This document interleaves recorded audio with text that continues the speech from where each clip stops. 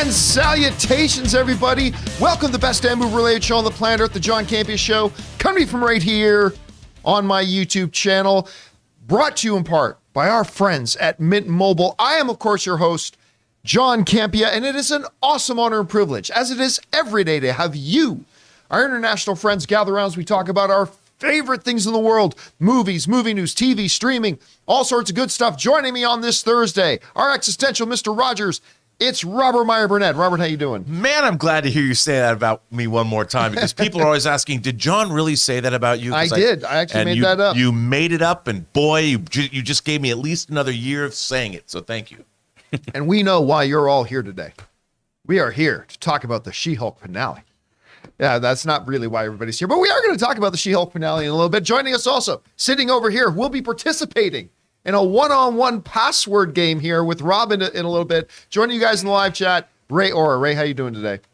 I'll be providing the Kleenex for these guys up front crying about She-Hulk again. Glad that's what the Kleenex was for. We were wondering. Bye-bye. We were wondering. Joining him right beside there, running the show today, of course, is producer Jonathan Boyko. Jonathan, how you doing? Yeah, this would have been a different show. Totally different show. And guys, most importantly, you're here. Thank you so much for being here and making the show part of your day. Here's how today's show is going to go. We're going to break it down into two parts. First half of the show, we're going to talk about some predetermined topics. Then in the second half of the show, we're going to take your live comments and questions. If you got a question you'd like us to read on the show, number one, you got to be watching live. Number two, when we get to the end of the main topics, we'll announce that we're opening up the super chats. We only leave them open for a couple of minutes, so make sure you have your messages ready, and then we will read those off in the second half of the show.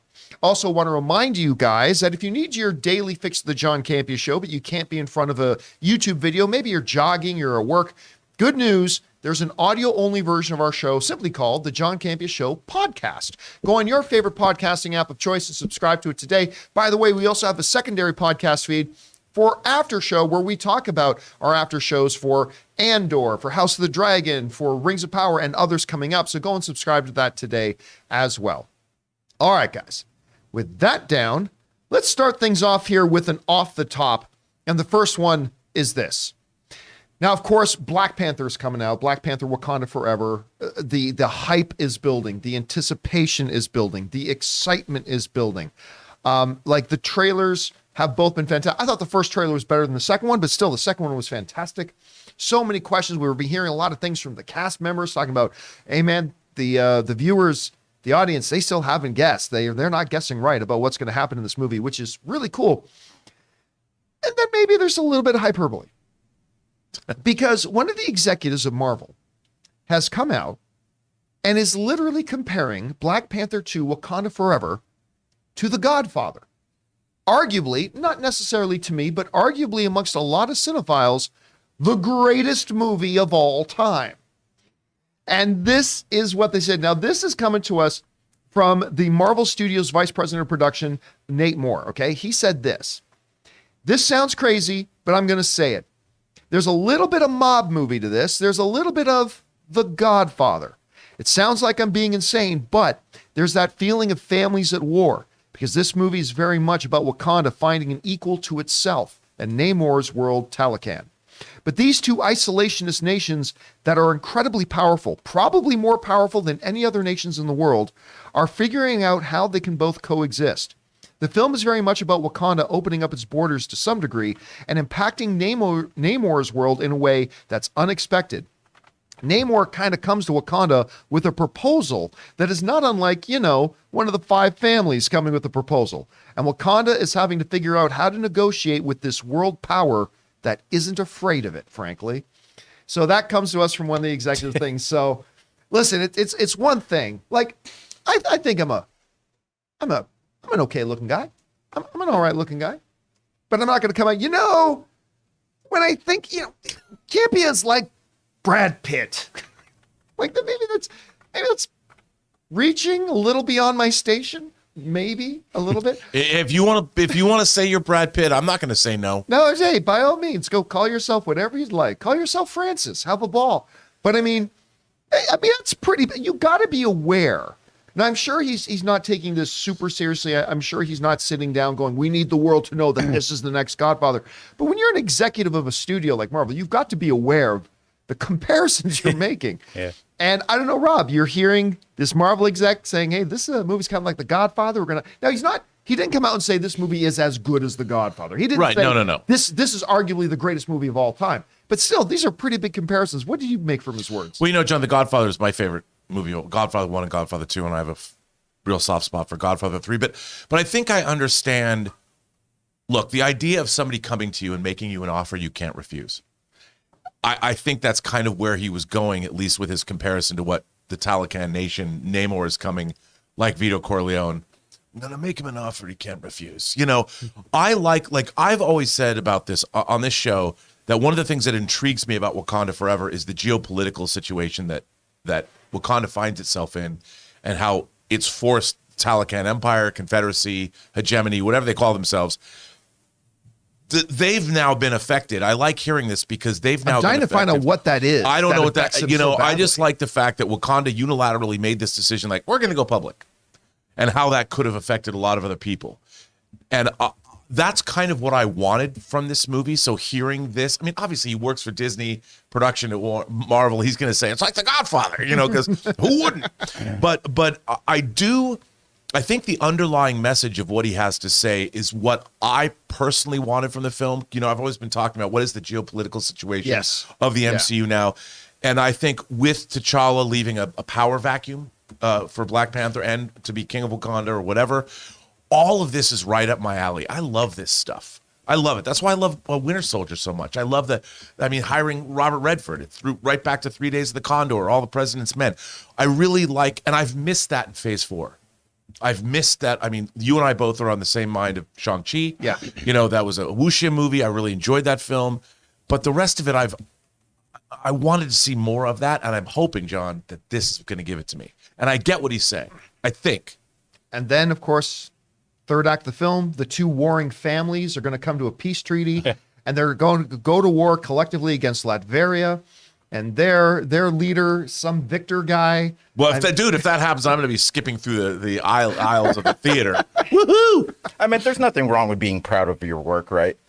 I mean, that's true. I mean, yeah, right? I mean, I'll do something and I'll be like, this is like Boss Logic-esque. And I really don't mean it because this guy is on another level. No, you've literally sent me some of your work with the attachment of your art and the words "fuck Boss Logic." With me, it feels like it. And I'll say that, but in a joking way. I'm pretty sure that's what he meant. Well, I got to say, when Tango Shalom was done, I thought Godfather. Yeah. Hey, I listen. certainly did. Listen, look, Aaron and I were talking about this once, but it's absolutely true. Aaron is like, every time an actress gets hired for any small role in any show, you already start practicing your Emmy acceptance speech. Oh, yeah. When we started making movie trailers, Love Story, I'm thinking, okay, how long until they notify me that I've been nominated for best? Dude, you everybody are does. So right. You do, because you don't sit. You never start out on a project and go, yeah, I'm working to make something just for the middle of the road. You're always shooting for the stars. Literally It's how I like wake you're up always every doing what Casey Kasem said. Keep your feet on the ground and keep reaching for the stars. That's what we do. That's all we do. I forget which Casey Kasem was the voice of an Autobot in the G1 Transformers. Yeah, I think he was. Yes. I'm he trying to was. remember which one he was. I can't remember. Anyway, guys, question is for you. What do you think about this? We are less than a month away. We are less than a month away from Black Panther, Wakanda Forever, and we got some execs at Marvel saying, Are we doing a fan screening or what? I think we will be doing a fan screening. Let me get the details to you. I do remember Sony execs saying that The Amazing Spider-Man 2 was their Dark Knight. Well, yeah. I'm sure that's what they said about Morbius, too. Yeah, that went on to become the was? executive producer of Morbius. Guys, what do you think about all this? Jump down to the comments section below and let us know your thoughts. All right, guys. With that down, let's move into the newest segment here on the John Campea Show, our Mint Mobile Hotline question of the day. If you guys have a question, we'd love to hear your own voice on our show. You can call our Mint Mobile hotline anytime, 24/7 at 951-268-4259. Call it on in and maybe you'll hear it on the show here. So Jonathan, what's our hotline question today? Hey, John, this is Santiago from St. Louis, Missouri. I remember when the Fast 7 came out, there was a lot of speculation or discussion about what to do with Paul Walker, and they ended up not wanting to kill the character off on screen because of how disrespectful that would be, or how hard it is to have an on-screen death that is respectful. So I was wondering if you and the crew could come up with your theories or thoughts about how they're going to handle Chadwick Boseman's death on screen without it being disrespectful or seeming like they're just doing it for an entertainment value. Thanks, and bring on the Sophie. All right, Santiago, thanks for sending that in. I mean, I still remember exactly where I was when I heard that Paul Walker died. I was in Las Vegas. I was in Planet Hollywood. I was sitting at a poker table when the news came across my phone. And I'll never forget where I was. I also won't forget where I was when I found out that Chadwick Boseman passed away. I think you were with us, Ray. We were sitting in my living room, and we were watching the new Bill and Ted movie. And then we all looked at our phones. It's like, Chadwick Boseman died. Now, let's talk about one of the big differences between the Paul Walker and Chadwick. And there are many differences, but the big key one that was the difference between the Paul Walker situation and Chadwick Boseman was that when Paul Walker died, they were literally more than halfway done shooting that movie. I mean, they were already well into production on that movie, and that added an extra layer of complication. I'm not going to say it made it any more tragic. I'm just saying it added an extra layer of complication about how do we navigate this? And I remember they shut production down. They gathered themselves up. They tried to figure out, how do we move forward with this? What do we do? I honestly thought the way they handled that situation, which there was no absolute right way to do it, but I thought the way they handled that Fast and Furious situation with Paul Walker was as close to the best possible way you could do it possible. They really did it right, I felt. We need to remind ourselves, too, that T'Challa is not Chadwick Boseman.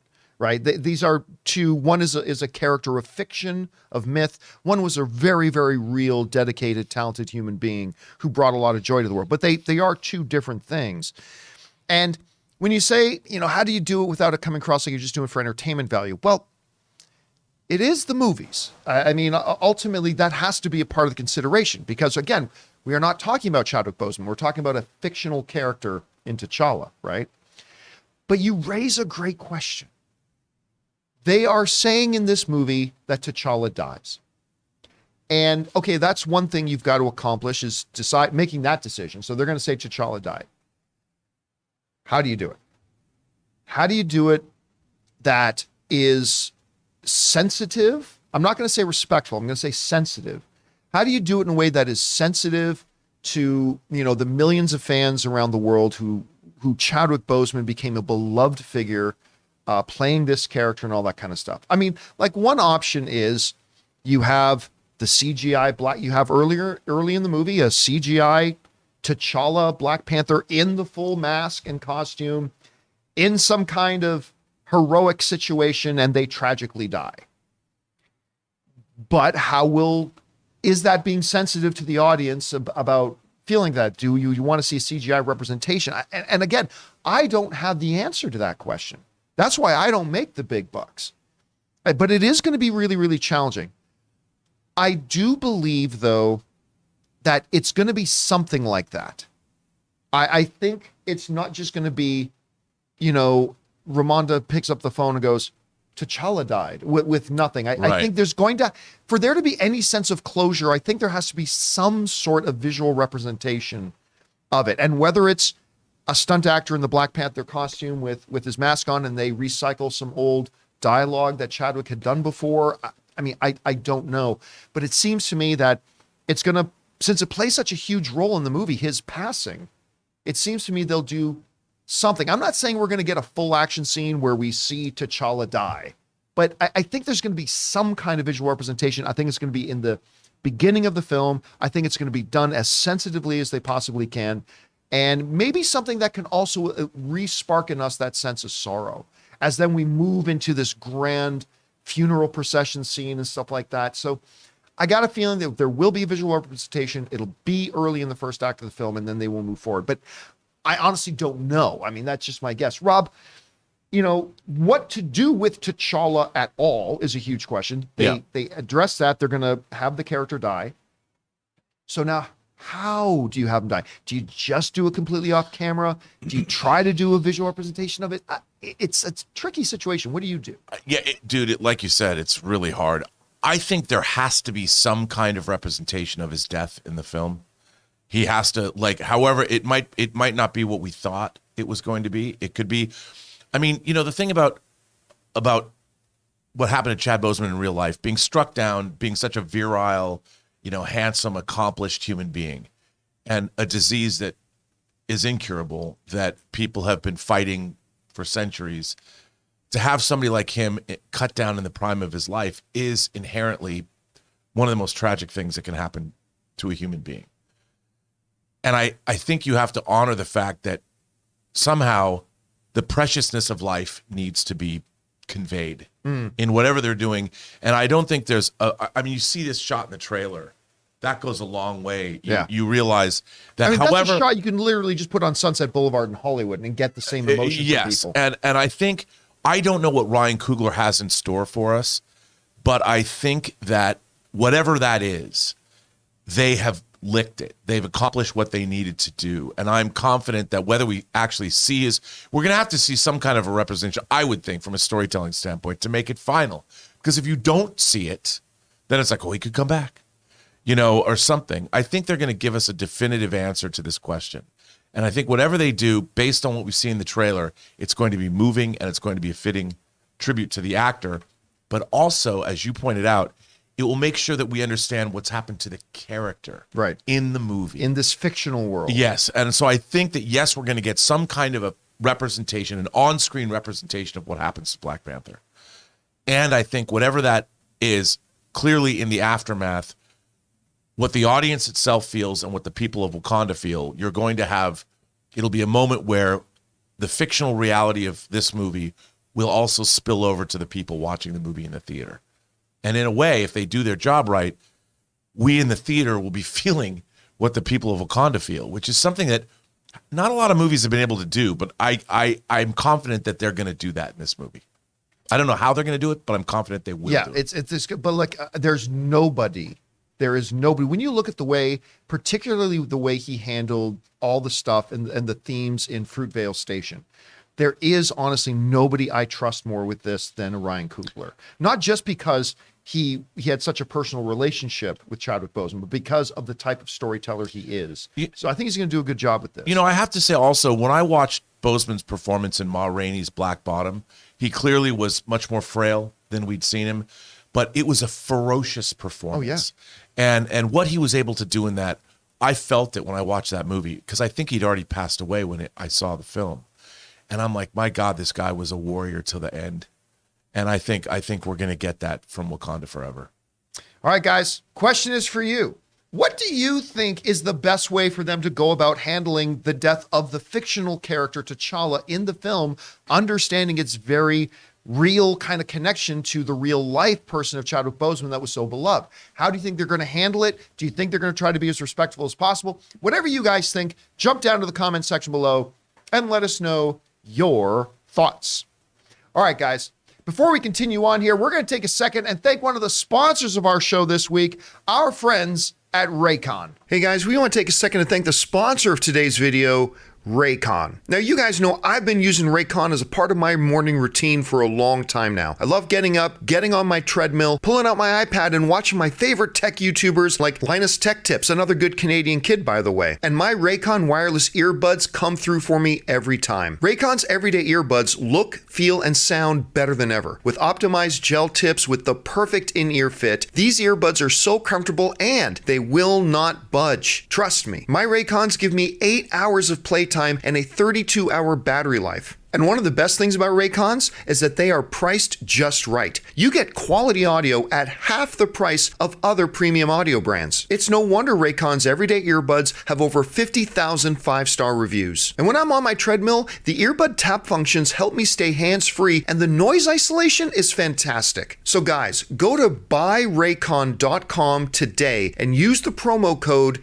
Campea15 to get 15% off your Raycon order. That's code Campea15 at buyraycon.com to score 15% off. Buyraycon.com, code Campea15. And thank you to our friends at Raycon for giving me such great sound when I'm on the treadmill in the morning and for being a sponsor of the John Campea Show. All right, guys, with that down, let's do another Mint Mobile hotline question today, shall we? Let's go on back over there. What is in that Mint Mobile hotline now? Hey, John and crew, it's Skylar from North Carolina. I was wondering if you saw the rumors where apparently Marvel and Sony are rumored to be having a Spider-Man 4 coming out July 12th, 2024, and apparently his next MCU appearance will be sooner rather than later. Do you think this could be a way because of Marvel shifting release dates, or do you think this is something that we don't believe is true? Thanks, and bring on the filthy. All right, thanks a lot for that, Skylar. You know, one of the big things with us as fans, and we're all guilty of this, everybody in this room, the guy at this table, you with your eyeballs on the screen, we're all guilty of this, right? It used to be that there were trusted trades, and you know, the audience knew that, you know, we'd wait to hear something from the trusted trade, not what Gus at the water cooler says, right? But in today's world, we have a lot of YouTube channels like this one and websites and whatever. What the ones I qualify, and I include myself in this, as the Gus's Gas Station Movie Reviews .fart collection, right? Some of us are very good at what we do, but we are still in the Gus's Gas Station Movie Reviews .fart thing. And then you have the real trades. You have the people with the real connections, the real experience, the real skills. You got your Variety, your Hollywood Reporter, the Wrap, Deadline, things like that. So we are prone as an audience to, as soon as we hear a rumor, we no longer, we've lost critical thinking. We no longer want to say, wait, is that actually, but I heard it, I saw it in a Twitter, so boom, and then I'm going to start resharing this, right? And that happens a lot, especially when it's something we want to hear. Especially when it's something we want. Again, I'm as guilty as this as anybody. So that happens a lot. And here's the funny thing too. When 1 out of 100 of our Gus's Gas Station Movie Reviews .fart rumors turns out to be true, it's like, see, it's like, yeah, but the 99 other % that these things, and they're not true. Okay, so this one thing started going around. And again, let me emphasize, I have no direct knowledge that this isn't true. It's not like I got on the phone with Amy Pascal and found out that, nope, this isn't true at all. But there's a couple of things here. So for those of you who don't know, a rumor started floating around that Sony and Marvel are targeting a July 12th, 2024 release date for a Spider-Man 4. Okay. First thing we should say is, I think we all believe there's going to be a Spider-Man 4, right? Like, so we all believe that there will be one. So that's not a big leap to kind of throw out a date. So there could be some validity to this. There could be. Here's why I don't quite believe the specifics of this one. I think it's too soon. I don't think, like, without something going into production rather soon, or hearing a lot more reports coming out in a world that it's increasingly difficult to keep a production getting rolling out of the news. So I think it's a little bit too early. But here's my big thing. Let's go to the Campea classroom of the thing that we did yesterday here, right? And I want to draw your attention down once we pass Agatha and Daredevil. Let's get to the part there where it says Captain America, New World Order, and Thunderbolts, all right? Captain America New World Order opens on May 3rd. And not long after that is Thunderbolts, which is July 26th. I don't think I buy the idea that Marvel and Sony, now again, the release will be Sony's decision. Marvel doesn't get to decide when a Spider-Man 4 movie comes out. Sony is the distributor. They are the ones to make that decision. But I'm sure they'll be in consultation with Marvel. And do I really think that Marvel is going to have, between the dates of May 3rd and July 26th, so in 2.5 months, they're going to have 3 Marvel Cinematic Universe movies come out, particularly one just 2 weeks before another Marvel Cinematic Universe movie with the Thunderbolts? And remember, these things have been laid for a while, so I don't personally buy into this, but again, I do believe there's going to be a Spider-Man 4. There might not be, but I believe there will be, and it will come at some time. But the specifics of this, while I cannot say definitively that's not true, because maybe it is, but this is why I don't particularly buy right now. It just doesn't seem to make logistical sense to me. Rob, you hear the report. what do you think the chances of validity of it are? I think a 0% chance. You just graphically illustrated why it's not true. The thing is, even though that Sony's releasing Spider-Man, Marvel still has an interest in it, and nobody wants to compete. I mean, Sony's not going to want to compete with Marvel itself. You can't release 2 giant Marvel films within 2 weeks of each other or in the same month. Yeah. First of all, talk about fatigue. If you look at that 2024 schedule, it's packed, whether it's series or movies. I mean, did you want to say something? No. Go ahead. Oh, no, that's all I was going to say. It doesn't make any sense at all, especially because the next Spider-Man movie is coming off the last Spider-Man movie. So it's going to be a juggernaut, to use an X-Men term. It's going to be huge, whatever it is. So you're going to want to give it a wide berth to make as much money as you can. Yeah. And you don't want, and Marvel, I mean, listen, it is Sony. Sony will act in Sony's best interests, but to a degree, Marvel is their partner here. So what's good for Marvel will be good for them as well. And like, you don't want to say, oh yeah, you got this Thunderbolts movie coming out. Yeah, just 2 weeks before we're going to drop a Spider-Man movie. Yeah. How about that? But isn't Marvel at the mercy of Sony when it comes to Spider-Man? What, we don't have Kraven listed up there, the release date of Kraven. What if it fits their schedule and Marvel had to maneuver in order to make it work with them? Right. I don't know. Yeah, so that's what I'm saying here is that in this case, the difference between Kraven and whatever is that this is in the Marvel Cinematic Universe. And as their partner here, it is absolutely 100% Sony's decision. But as their partner, and they are both profiting a great deal in this very happy partnership they have, you are going to at least consult with Marvel. And I don't think there's any way that Sony's just going to say, aha, I know we're making this movie with you, but we're going to screw you over and put this out like 2 weeks before you've got another one of your movies coming out. That's not how you foster a healthy partnership. But do we know if Thunderbolts is even releasing in theaters? What if it's a Disney Plus movie? They've 100% confirmed it's a theatrical release film. Okay. So it just does not make sense to me. But again, we are not saying let me be very, very clear. We are not saying that we have the inside scoop and we have talked to Marvel reps who have confirmed that there's no way that's happening. Hey, the realm of possibility still exists. I'm just saying that's why I don't personally believe it right now. But hey, when new information comes out, maybe we adjust that. Question is for you. What do you think about that? I'm sure you guys have seen the rumor floating around and all that kind of stuff, but it hasn't come from any of the actually legitimate trades out there. It hasn't come from Variety or the Hollywood Reporter, none of that. So what do you think of the possibilities, the validity of it? Whatever your thoughts are, jump down to the comment section below and leave us your thoughts. All right, guys. With that down, we're now going to move into our main topics. And how do we select our main topics on the John Campea Show? Well, that's simple. That's where you guys come in because you guys come up with our main topics. Whenever you come across a big topic, issue, or story that you guys feel we absolutely have to have as a main topic on the show, just go anytime 24/7 to www.thejohncampeashow.com/contact. Once you guys get there, you're going to see a form. Fill it out with your topic or question. It's 100% free. Hit submit. And then maybe, just maybe, you might see your submission featured as a main topic here on the John Campea Show. With that down, Rob, what's our first main topic today? John, our first main topic comes to us from Alan Renshaw. I just saw an article on Variety that said Joe Manganiello will co-direct an upcoming documentary on Dungeons and Dragons. Considering he's one of the biggest fans of the IP and he runs his own celebrity game, what do you think of this news? All right, man. Thanks so much for sending that in. I appreciate that. I actually had to run and grab my phone because there's an image I forgot that I need Jonathan to bring up on screen here. And I will get that to you in just a second. Okay, yes. Number one, I am a huge Dungeons and Dragons guy. I'm also a big Kyle Newman guy. I have been a big fan of Kyle Newman ever since he did Fanboys.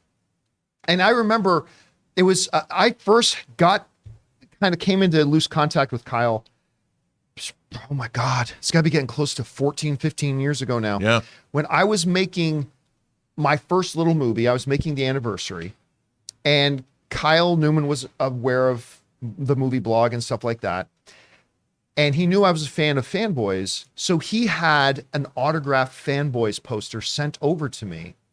And that was really kind of my first thing. And I just had the privilege last month of going to the premiere of his new movie, One Up, that was done in Hollywood there. Super. He's been on my panel. Love the guy. Joe Manganiello, of course. I mean, he's kind of the most famous Dungeons and Dragons player in the world, and Kyle and him play in a regular D&D game. And now they're actually doing a documentary in cooperation with Hasbro about this. I got to tell you, man, I love this. I love that we're getting a Dungeons and Dragons movie coming out that we were all suspicious about, but then that first trailer dropped and it's like, you know what? It looks actually kind of fun. Remember, they dropped it at CinemaCon, right? Yeah. I'm like, that looks way more fun than I thought it was going to be. Hopefully the movie turns out well. But let me tell you something about Kyle Newman and Joe here. These guys are walking, especially Kyle, is a walking encyclopedia of the world and the history of Dungeons and Dragons. He's literally written the book on Dungeons and Dragons. Kyle Isn't it a cookbook? Didn't they write a cookbook? First of all, he did the definitive book on the history of the art in Dungeons and Dragons books, which is like one of the best books on a topic I've seen in a long time. Then he actually did a cookbook of recipes of Dungeons and Dragons stuff, which was absolutely amazing. So the fact that Kyle and Joe are doing this documentary, to me, is perfection. These are the two right guys to be doing this. They are the biggest cheerleaders in the world and advocates for Dungeons and Dragons. I think this is fantastic. I can't wait to watch this. And they're doing it in cooperation with Hasbro. So it's terrific. Anyway, Rob, you heard about this news. What do you think of it? Well, it's funny. I think it's great. But Kyle Newman, I ended up meeting Kyle Newman because after I'd made this movie Free Enterprise that had William Shatner in it, and Kyle Newman made Fanboys that also had William Shatner in it. And for whatever reason, because, mine was Star Trek based and his was Star Wars based, in the fan circles, people would like pit him against me. Like people were like, what do you think about Kyle Newman? And I'm like, well, I've never met Kyle Newman. I never really thought we were in some kind of a rivalry. And then I eventually met Kyle Newman. That guy, one of the nicest people in the world. Such a nice guy. He's awesome. He's great. So sweet and so very handsome too. Just really nice to me, very complimentary. And we laughed about it because he was getting kind of the same thing that I was getting. By the way, I was literally standing like 3 feet to Joe's left when this picture was taken. I know exactly where this picture was taken. I think you were there with us that night, weren't you, right? Mm-hmm. Yeah, that's right. Okay, anyway, sorry. No, it's just I love Kyle, and I think, look, there's no two better guys to make this documentary than them. I mean, I just like to see, because, look, this is going to be something that's going to be thoroughly researched. It's not going to be a puff piece. I think you're going to learn a lot about Dungeons and Dragons and the whole thing, but you've got Joe and Kyle collaborating on something like this. What's not to love? I didn't realize Sam played with them too. Well, it's actually this is the release of one of Kyle's books. And that's Art and Arcanum, gotcha. Dungeons and Dragons book, because Sam actually contributed to the book as well, and Joe contributed to the book as well. And and it's a fantastic book. I've got it in my living room. I love this book. But by the way, I got a bone to pick though. I got a bone to pick with Kyle and Joe. Uh-oh. See, here's the thing. That's great. You're making this because in the news story, the headlines that Joe and Kyle are making this with Hasbro, right? And Wizards of the Coast, which is owned by Hasbro, all that kind of stuff, right? Oh, good for you. Good for you. Where is my executive producer credit? More importantly, where's my wife's, Anne? Because you want to know who introduced Kyle and Joe to Hasbro, who literally brought Kyle and Joe to Hasbro for the first time. She brought them into Hasbro to do like a day talking about Dungeons and Dragons. Bring that picture up. This is actually the day that my wife, Anne, and you got to understand, Anne is not that short. Joe is 6'5". Kyle Anne's not is like sitting either. yeah, and Kyle is like almost 6'5". So my wife's over 5 feet tall. This is the day my wife literally brought Joe and Kyle and introduced them to Hasbro. So now that they're making this Dungeons and Dragons documentary, damn it, I want my executive producer credit. Newman, make it happen.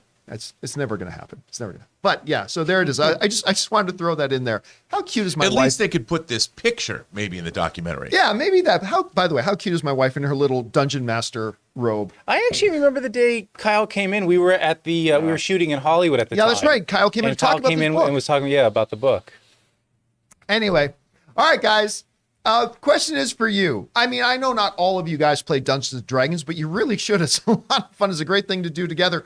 What do you think about this? Do you think these are the right two people to be making a documentary like this? I'm very, very excited about it. How do you feel about it? Jump down to the comment section below and let us know your thoughts. Okay, guys.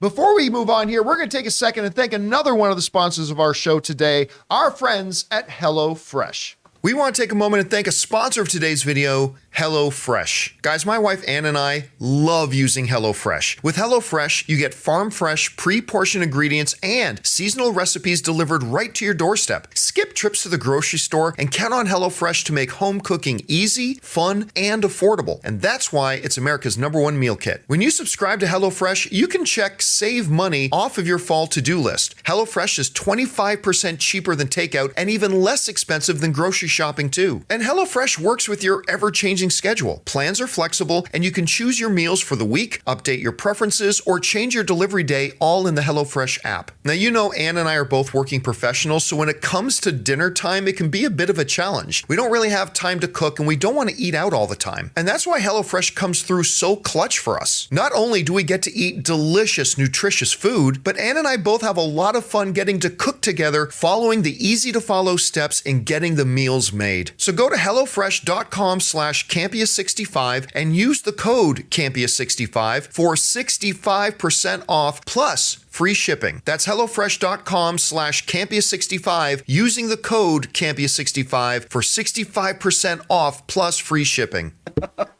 And thank you to our friends at HelloFresh for sponsoring this episode of the John Campea Show. I honestly can't recommend them highly enough. Ann and I use them all the time. By the way, guys, remember, when you guys support our sponsors, you're actually supporting our show. So go down to the description of this video. You'll see links and promo codes to all of our sponsors today. And thank you again to HelloFresh. All right, guys.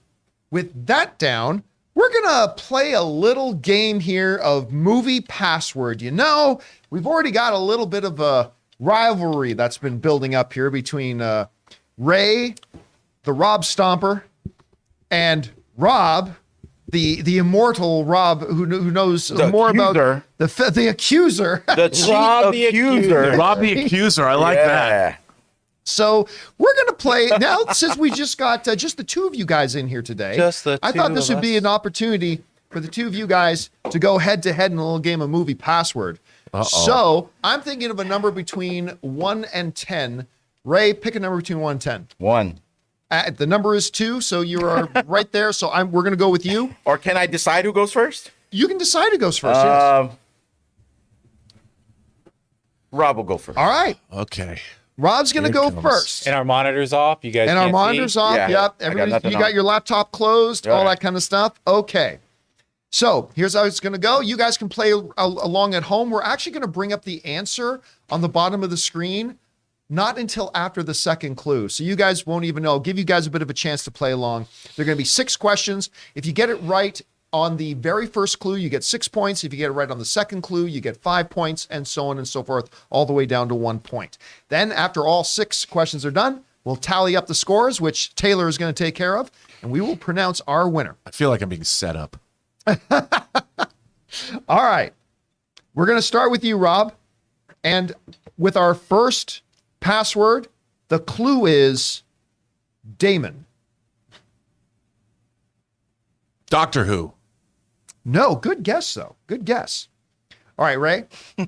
The first clue was Damon. The second clue is space. The Martian. For 5 points, The Martian. Ray gets The Martian. Yeah! All right. So Ray shoots out into the lead. Oh, my favorite movie of all time. Is that your favorite movie of all Yeah, time? that's happened my to the favorite Terminal? movie of all time. What happened to The Terminal? No, that's my favorite guilty Earth pleasure. movie. Oh, okay. Okay. All right. So Ray gets into the lead here with that. All right. We move on to question number 2. Ray, you'll start things off here. The first clue is fairy tale. Not broad at all. 3, 2, Cinderella. for 6 points. How did he do that? 6 points.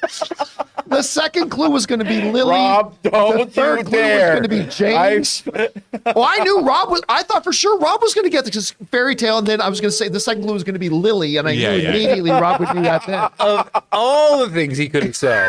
All right. That's the only. Okay, whatever. Okay. We move on. What? How many points does Ray have now? Ray has 11? 11 points. All right.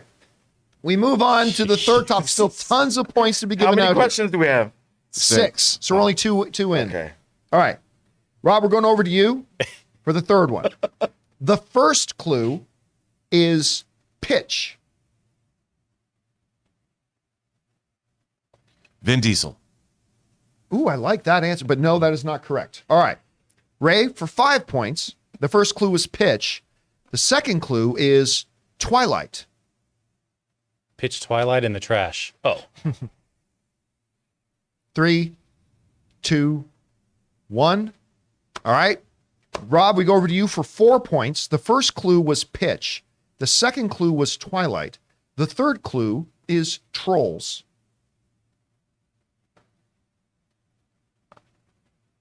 In 3, 2.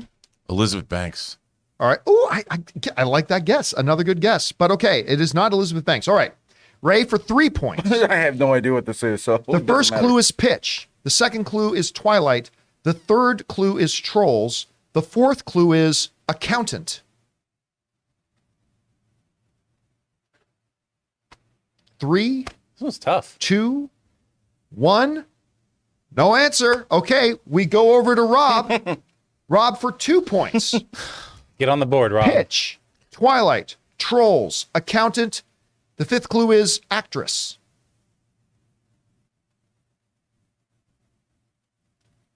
3, 2, 1. All right. We go over to Ray for 1 point. Let's get this little one, baby baby. And your final clue, pitch, twilight, trolls, accountant, actress. The last clue is perfect. Oh. Haley Steinfeld. No, not a bad guess. Nobody got it. The answer was Anna Kendrick. Anna Kendrick, who is, of course, the star of Pitch Perfect. Yes. She was one of the stars of The Accountant, Oh, of Trolls, God. in Twilight. She's an actress. So nobody got that one. Nobody got I didn't Anna even know Kendrick. she was in Twilight. Yeah, that's Or where she the got her accountant. start. Maybe I should watch that. Yeah, guy. she she's was an the love accountant. interest in The Yeah. Accountant. All right, nobody got Anna Kendrick. So let's move on. We're in the second gotta get half on of this the questions board, now man. here. And I guess, Ray, we're going over to you for question number 4. The first clue is cold. Brian Bosworth. No, but again, I love the reference. Love the reference. All right. First clue is cold. Rob, for 5 points. The second clue is Menzel. Frozen. For 5 points and getting on the board, Robert Meyer Burnett. And the answer is Frozen. The other clues are going to be animation, Elsa, Disney, and music. All right. I wouldn't have got that one either. I haven't watched Frozen. 2 questions left. And we start with Rob on this one. Oh, we All right, could Rob. tie. Your first clue is angels. 3, 2, 1. Wings of Desire. No. Oddly enough, the answer is not Wings of Desire. All right, going over to Ray for 5 My points. favorite movie, one of them. Is that a Cinemax movie? No, it's not a Cinemax movie. Sounds like. All right, Ray, for the first clue was You're angels. trolling. Your He's second in the clue lead. is mask. 3, 2, Da Vinci Code. no. The answer is not Da Vinci Code. All right, Rob, we go over to you for 4 points. The first clue was angels. Second clue was mask. The third clue is Mary. Cameron Diaz. For 4 points, Robert Hey. Meyer Burnett gets It it. comes That down to the means, last question. what does that make the score now? All right, 11-9. Yeah. What's that, 11-9? Yeah. Closing All right, in. so it's anybody's game This is the last one, right? going into the final question. Who did we just start with? Rob. Me. All right, so Ray, we go over to you. This is shenanigans. Your first clue is Potter. 3. Daniel Radcliffe. No, it's not Daniel Radcliffe. Rob, we go over to you for 5 points and the win. First clue is Potter. Second clue is Watson. 3, 2. Beauty and the Beast? No, it's not Beauty and the Beast. All right, Ray, we go over to you for 4 points and the win. The first clue is Potter.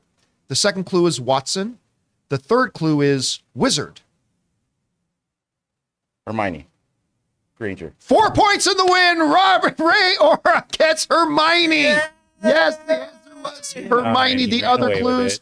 were going to be Is it friend Watson? Then I guess that Emma makes Watson. sense. Yes. The name of the actress. Okay. That's right. Yes. So Ray, Bonnie. what's the final score here? You just got We 4 got points Ray there. with 15 and Rob in second place with 9 points. And it came down to the final I question. smell a rematch. Rob, coming. I was hoping you would get that, man, so this could be over with. I thought that answer was too easy, so I wouldn't have said it anyway. Yeah. Man. There I you was going go. to say Sherlock Holmes, By but that's too not easy, even her, you right? mean I came up with great clues. That's Oh, so, when Watson, you thought Sherlock Holmes? no, Enola Holmes. Oh, and Nola Because Holmes. I mixed Yeah, those two in my yeah, head yeah. up. Gotcha. Well- Millie Bobby Brown. Ray continues his unpredictable streak Hey, of Rob, winning all Rob, these let's give games. cheers to our new cups. Cheers to our new. And by the way, Ray got me this new tiki cup. I broke my Captain Kirk tiki cup. Ray got me the Mugatu And I got Darth Maul right here. Where'd you from get the They those? look very second good. I season just Star ordered Trek them up. episode, A Private Little War. Maybe I want a So, tiki thank cup. Yeah. So what the fuck? Have you seen the at my Black head. Tiki cup. Have you seen the Black Panther one they just released? I have not. It's twice the price of this, but it's the best looking cup I've ever seen. It's his mask. It's all matte black. It's $60 though. Who? Black Panther. Black Panther. nice. All right.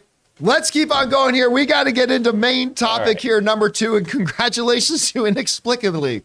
Ray Ora continues Cinderella, his baby. massive winning streak. All right.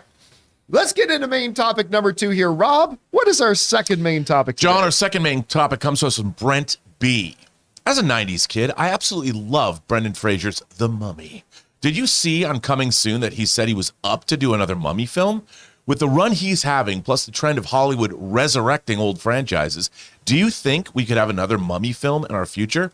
Thanks, and bring on the filthy. All right, Brent, thanks a lot for saying that. And yeah, of course, we are going through right now a Brendan Fraser resurgence. It didn't start with The Whale. It started a little while ago when he did one or two smaller things. Then he started playing robot in Doom Patrol. Doom Patrol, which I love him in that. He's done a couple of other things, and now The Whale, and he's getting an awful lot of Oscar buzz. And you're right. Since Hollywood right now seems to be in this love affair with going back to all nostalgia titles, stuff like that. Hell, the biggest movie of the year right now is Top Gun. So that seems to be the big thing right now. So he was asked about it, and he did say that, yeah. I mean, he said what a lot of actors say, but he said, absolutely. Like, if they came up with the right conceit, that's literally what he said, if they came up with the right conceit, I'd be totally down to going back and playing the Mummy again. Now, they were going to do a fourth Mummy movie at one point, but ultimately they changed their mind. Speaking of Top Gun and Tom Cruise, this comes to us from the folks over at CBR, wrote the following. Fraser was set to return for a fourth Mummy film following the release of 2008's Tomb of the Emperor Dragon. The actor was to be joined by co-star Maria Bello, who played Evelyn O'Connell in the third film, taking over from Rachel Weisz. Luke Ford, who played Rick and Evelyn O'Connell's son Alex, was also set to return, having signed on for 3 more films. The film was reportedly titled The Mummy: Rise of the Aztec and would have featured Antonio Banderas as the villain. After years of development, Universal canceled the project in 2012 in favor of developing a reboot, which ultimately became the Tom Cruise Mummy. And of course, the world said, wah, wah. So yeah, there we go. But look, I'm not going to sit here and say, well, obviously they should have made another one. Honestly, I felt like that franchise had run its course. But here's the important thing. That franchise never got run into the ground. Right. Right? They ended it after 3. It felt like that was a good time to end. But because they didn't run it into the ground, we can now sit here in 2022 and go, yeah, I could go back to that again. I could see him playing that. Now, look, headline, actor wants role, water wet. I obviously understand that. But considering how hot he is and that he would love to go back to this, and there is this whole nostalgia movement, this is one of those things where I wouldn't be surprised to see it happen. And if it did, sign me up. I'd be all for it. Anyway, Rob, you hear about the story. What stands out to you? Why not? You know, like you said, people love these movies. Then, of course, Dwayne "The Rock" Johnson got his, you know, and it the Scorpion King spinoff. You know, why not? Why not? I mean, and Brendan Fraser, you know, he's older, he's more seasoned. He certainly could come back and do this. You know, I think, though, that it would have to be a different kind of movie. Like, one of the things about the Mummy movies that I didn't like was the over-reliance on CG.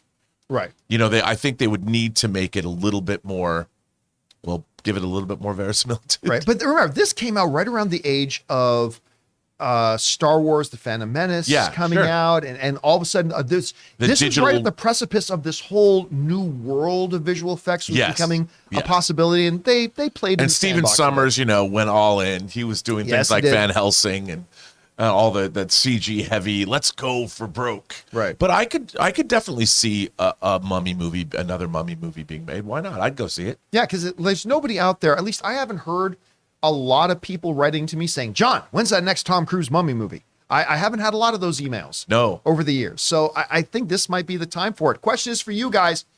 What do you think about this? I mean, they never, by not making it fourth, they didn't run the franchise in the ground. We could be looking at an Academy Award winner this year and Brendan Fraser, at minimum a nominee. And with all the nostalgia stuff going on, do you think we could see a Mummy 4? Would you guys be down for it if they did? Whatever you guys think, jump down to the comment section below and let us know your thoughts. All right, guys. With that down, let's move on to main topic number 3. Rob, what is our third main topic today? John, our third main topic comes to us from Oscar Ching. So at this point, Dwayne Johnson should just say, yes, Henry Cavill is in this movie. I don't know if you saw the interview he did with Jimmy Fallon last night, but he pretty much confirmed it. He even said that cameo would be in a post-credit scene and said, welcome home. I love this news, but personally, I would have rather been surprised in a movie theater. Thoughts? All right, thanks a lot for saying that in. And yeah, look, the speculation, the talk, the discussions, the theories about Henry Cavill popping up in this movie as Superman has obviously been a huge topic of discussion for a long time. Of course, fueling that speculation has been Dwayne "The Rock" Johnson himself, constantly posting pictures of Superman and him and Henry Cavill together and all this kind of stuff. Always been a huge part of it. We talked a little bit of something he said the other day. But last night on Jimmy Fallon, any pretense was removed, because Dwayne "The Rock" Johnson went on Jimmy Fallon to talk about the new Black Adam movie, and this was the conversation. Fallon says, we watched the credits, and no spoilers here, but let's just say that people are going to freak out. Fans have been asking for this for a long time, and I heard you, Dwayne, had a lot of responsibility for making what happens happen. To which The Rock says, we established Black Adam as the most powerful and unstoppable force on this planet, but the most powerful and unstoppable force in the entire universe has been on the sidelines for too long. So myself, Seven Buck, Danny Garcia, Hiram Garcia, we fought and we weren't going to take no for an answer. We were going to deliver it to the fans. And at the end, welcome home. I mean, yes, let's get the Thank you, Dwayne. Rock. Thank you, Dwayne Finally. Johnson. All right. That's just him saying Superman's in the movie. I mean, that's just it. And when he's especially saying, you know, Black Adam's the most powerful being on the planet, but the most powerful being in the universe has been on the sidelines for too long. I mean, obviously he's talking about Henry. He's talking about that. He just confirmed it. I mean, it's a no-brainer. That's exactly what's happening. Let me tell you something that I like. And there's two things here I really like. Obviously, number one, something we've known for a bit now, that Henry Cavill pops up. And it's not so much him popping up in the film. Jimmy Fallon pointed out it's a post-credit scene. It's not that he pops up in a post-credit scene. That's fine. And I'm going to squeal like a child when it happens. It's what it represents and what it means. It means Henry is still Superman. That's the thing to freak out about. That's the thing to get excited about. Not a 30-second cameo, but that's great. It's what the 30-second cameo means.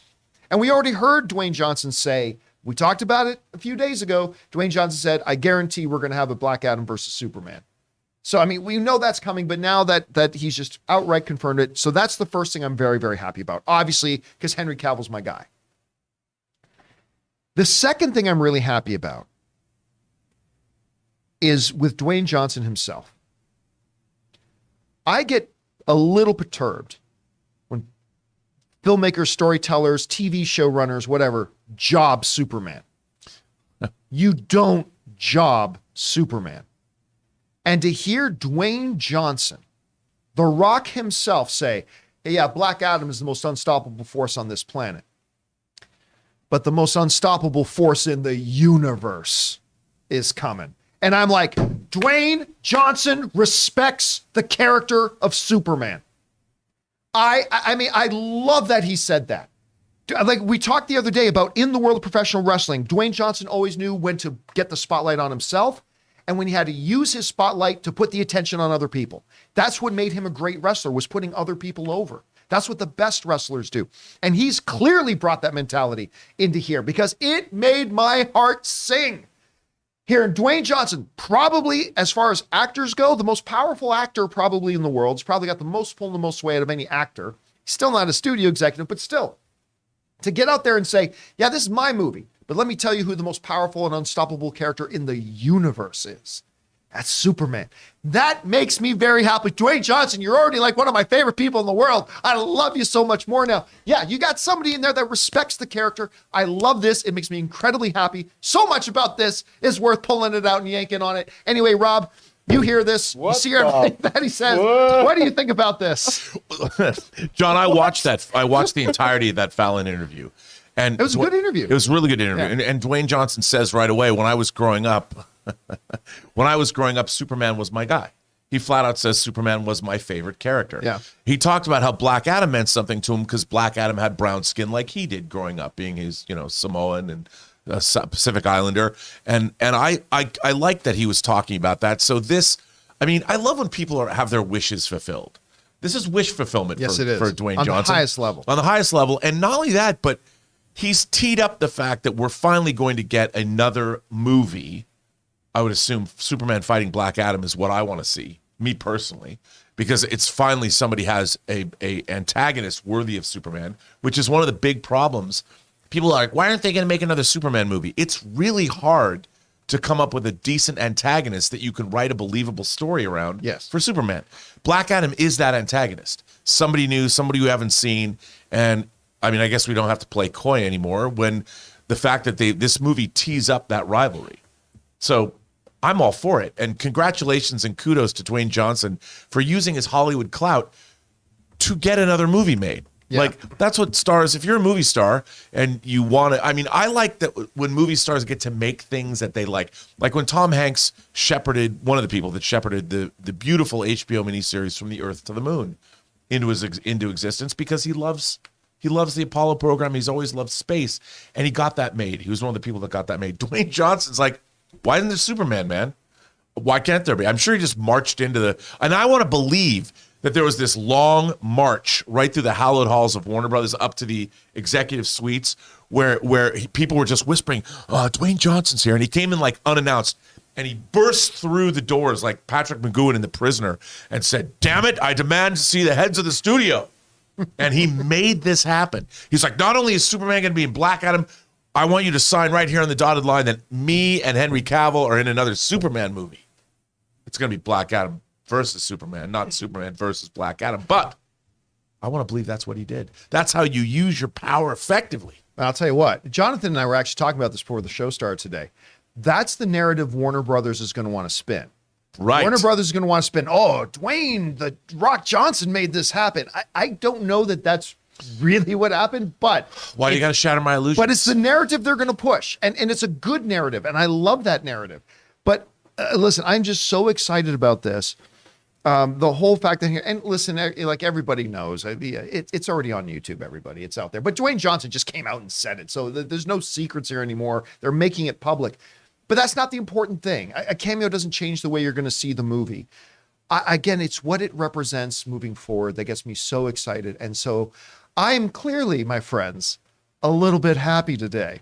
This is amazing news. The best Superman ever is back, having a truly worthy foil for him in a Black Adam moving forward. And then how they're going to figure out to work Shazam into all this too is going to be another question moving forward. Kingdom come, baby. Question is for you guys. What do you think about this interview Dwayne Johnson did and what it basically verifies now? Are you looking forward to Black Adam? We're going to be talking about the Black Adam reactions here in just a second. Whatever you guys think, jump down to the comment section below and let us know your thoughts. You know, Dwayne The Rock Johnson, man, he's got a very, very smooth head, almost as smooth as my balls, thanks to our friends at Manscaped. We want to take a second to thank the sponsor of today's video, Manscaped. Now, guys, you know I love Manscaped. You've heard me go on and on about the Lawnmower 4.0 and that body wash. I love it so much. And so we got to ask, guys, have you started your spring cleaning yet? The carpets need cleaning, the drapes need dusting, and your lawn needs mowing, gentlemen. And you guys know Manscaped is more than just one product. They have a whole lineup of products to help you guys feeling, smelling, and looking your best. And so Manscaped is proud to present to you the Performance Package 4.0, which is the only tool that you need to keep your boys looking, smelling, and feeling good this spring. Now, to start off with, you get the Lawnmower 4.0. Guys, we have talked about this. What is wrong with us? Why have we for so long been using these terrible tools that were never meant for cutting our hair down there? The razor clipper things on our electric razors. That's barbaric, guys. You need the Lawnmower 4.0. And then there's the Weed Whacker. You guys have heard our own Ray Ora talk about this thing. He loves using it to get that hair in your nose and the ear hair. And then they offer lots of other stuff like the Crop Preserver. It's an anti-chafing ball deodorant and moisturizer. The Crop Reviver. It's a spray-on toner for your balls. And of course, they've got the perfect grooming tool for your face with the Plow 2.0, the perfect razor for the finest shave on that face. So guys, get 20% off plus free shipping with the code CAMPEA. That's CAMPEA at manscaped.com. That's 20% off and free shipping with the promo code Campea at manscaped.com. It's time to throw out your old hygiene habits and upgrade your life. And thank you to our friends at Manscaped for being a sponsor of the John Campea Show. All joking aside, guys, I even love their damn body wash. I use pretty much all their stuff. I love Manscaped. You guys should check them out too. All right, with that down, let's move on to main topic number 4 here, shall we? Rob, what is our fourth main topic today? John, our fourth main topic comes to us from Chase. Hello, John and crew. Well, it's finally over. She-Hulk aired its final episode of season 1, and I've never felt so confused in my life. Why take us on this very weird ride of an episode just to make a joke that honestly fell flat like this entire series? Have you seen it? What are your thoughts on the finale? And do you think they'll make a season 2? Thanks, and bring on the filthy. All right, thanks a lot for sending that in, Chase. And guys, just so you know, we no longer do a after show for She-Hulk just because we kind of fell off of it. But we said we'd talk about the final. So we're going to talk about the She-Hulk finale here in a spoilery way. So let's bring up that warning.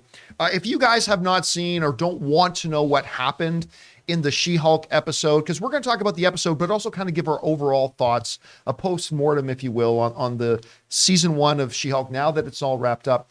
If you don't want to know anything about it, just mute your computer, and then once the spoiler warning comes down, then you can unmute your computer.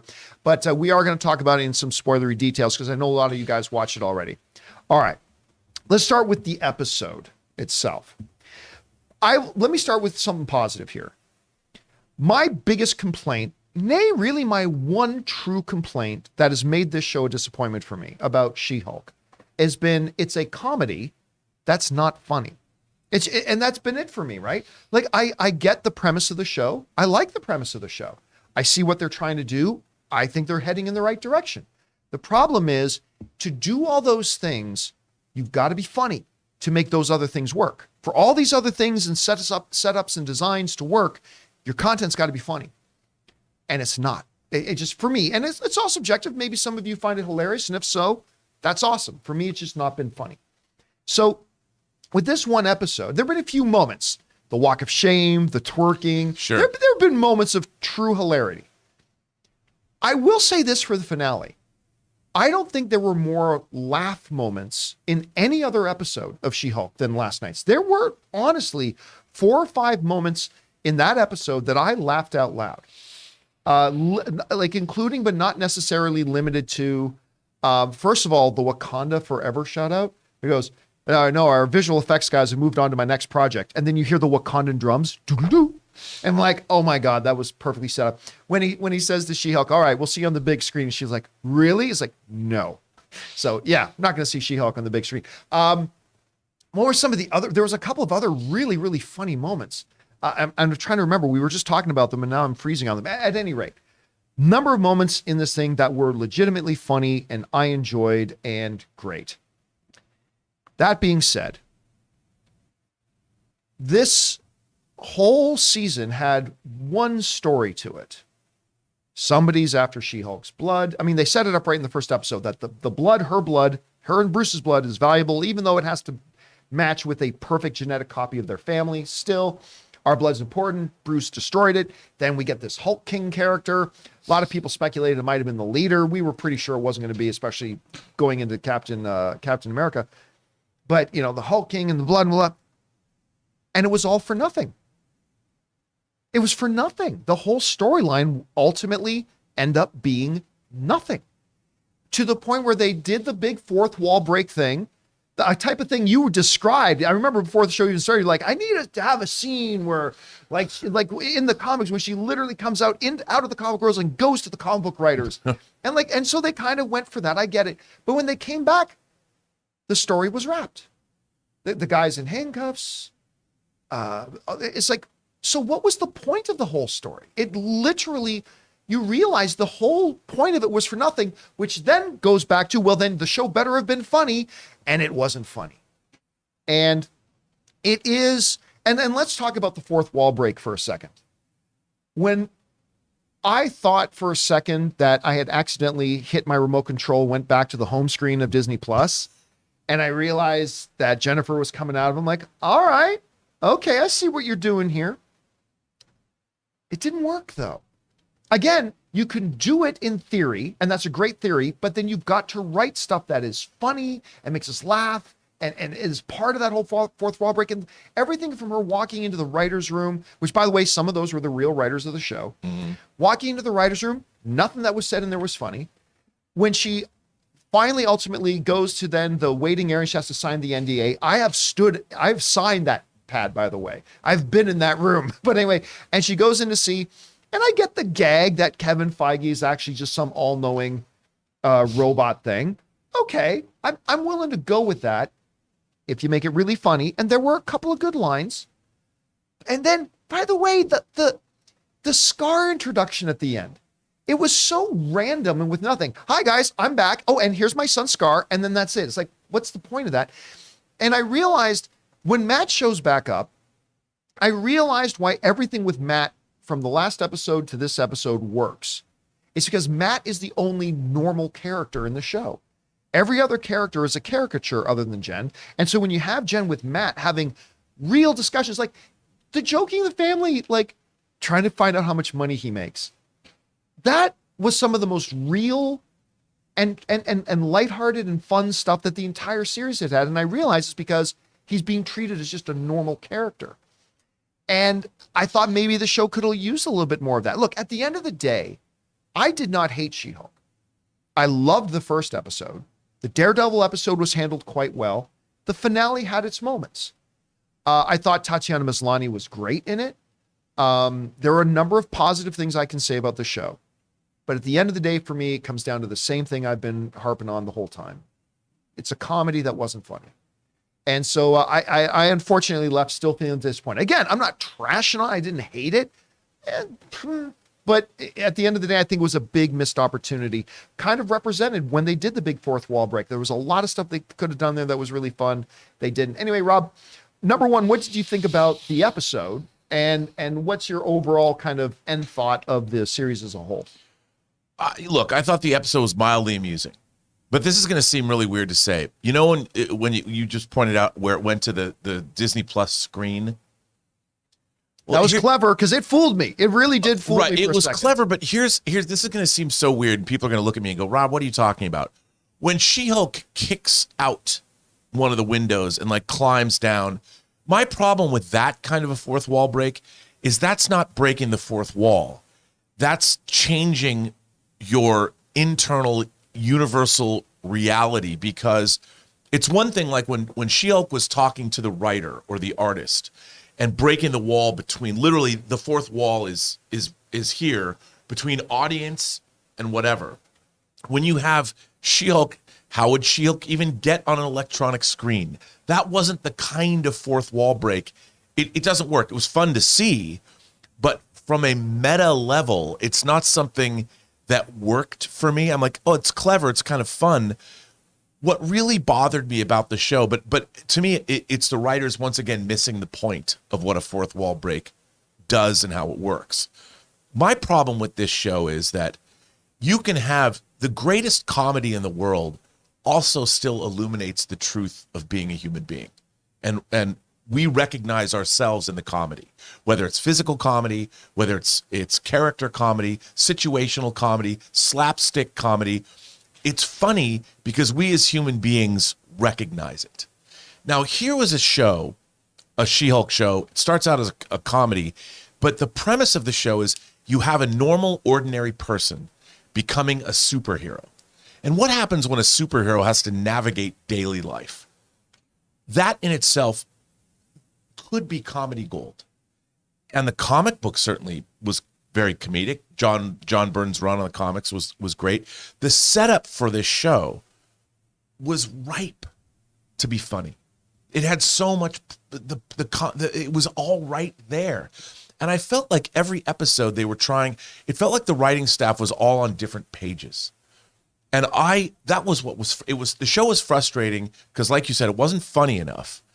And I didn't know what this show was supposed to be from week to week. And if you want to take the sitcom mode, great sitcoms have their underlying premise, whether it's Cheers, whether it's Fraser, whether it was MASH, whether it's The Office, and I haven't seen much of The Office, but it's called The Office. So it's like, I would assume, John, that many of the episodes take place in that office. They might get out of it, but it's the unique human interaction, the funny human interaction that takes place within the milieu.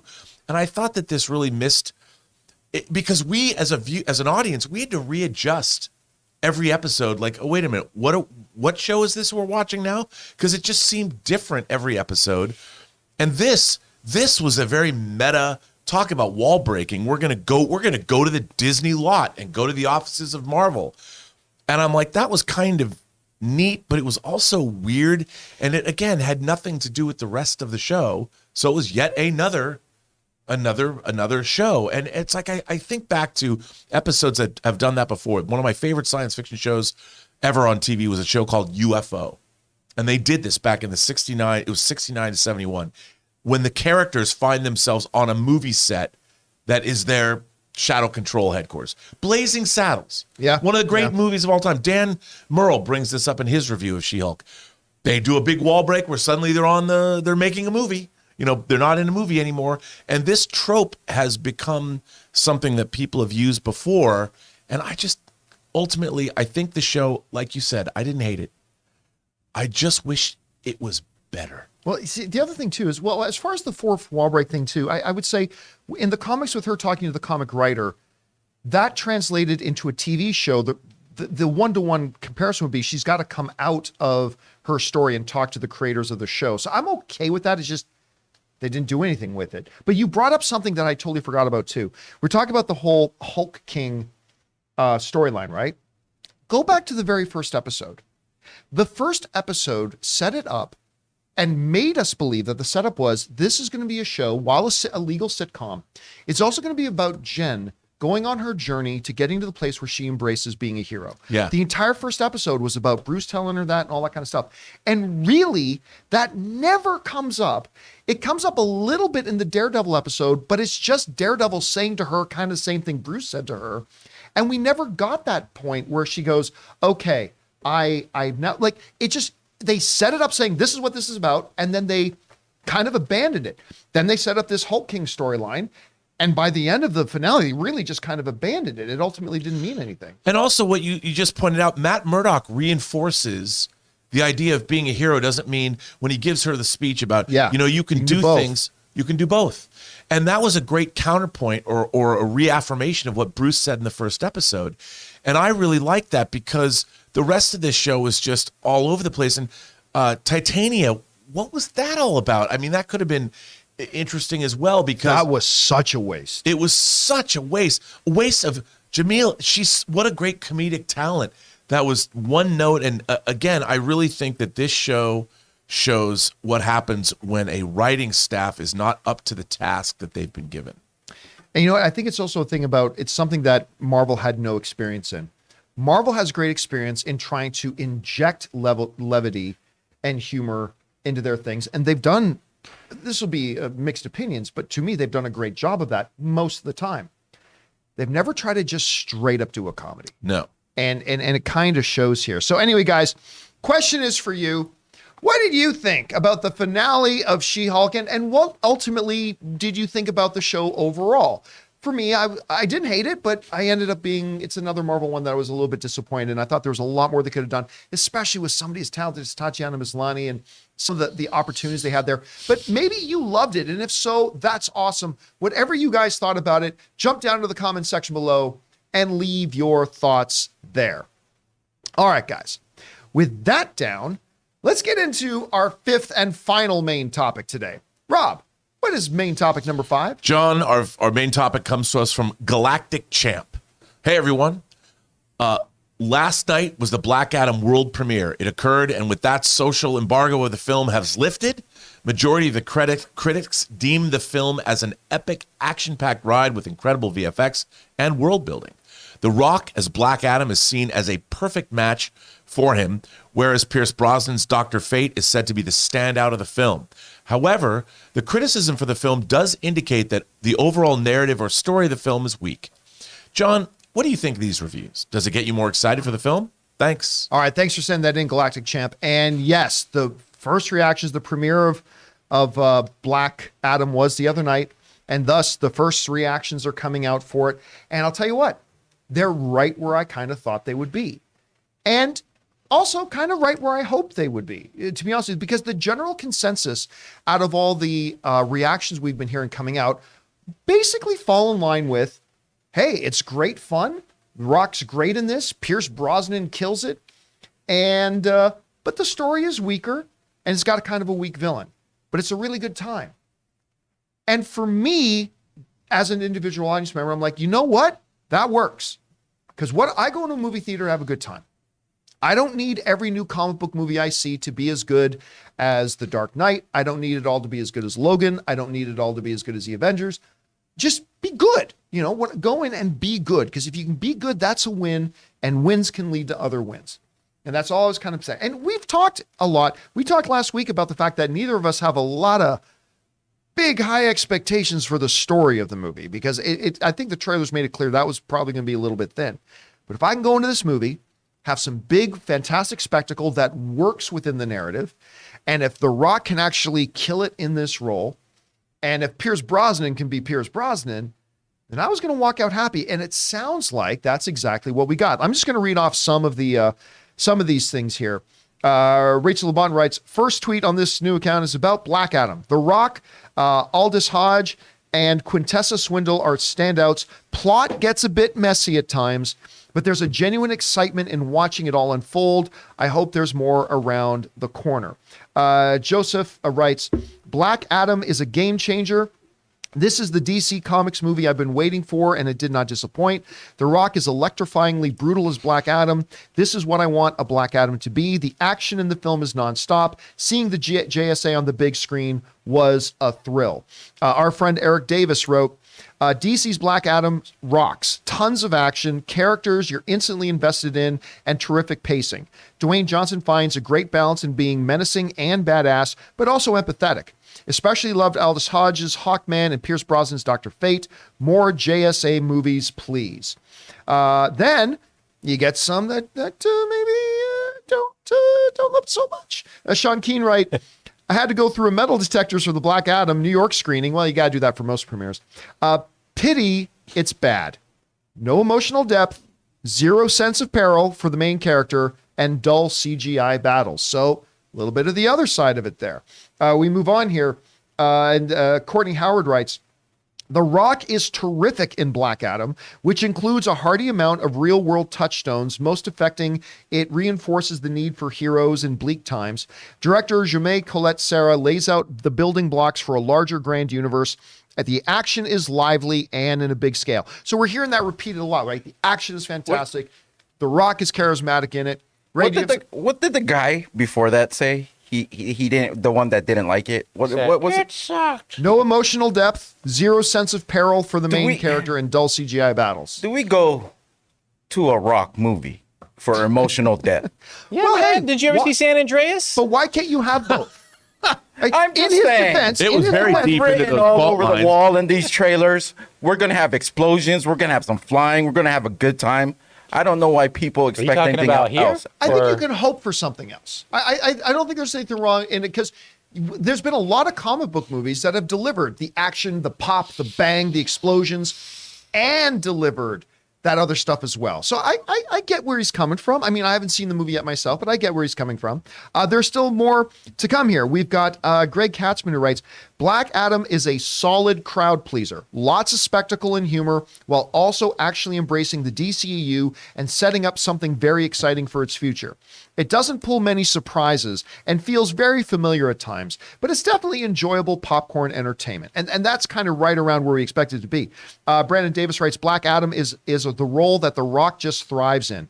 He's the ultimate badass as Teth Adam, and the thought of him crossing over with other heroes and villains after this one is awesome. Then more and more go on. There's a whole ton of them here. I won't read them all. But again, it mostly follows that theme. This is really entertaining. This is fun. A couple of them later on mention the villain is not so memorable. The story is nothing to write home about.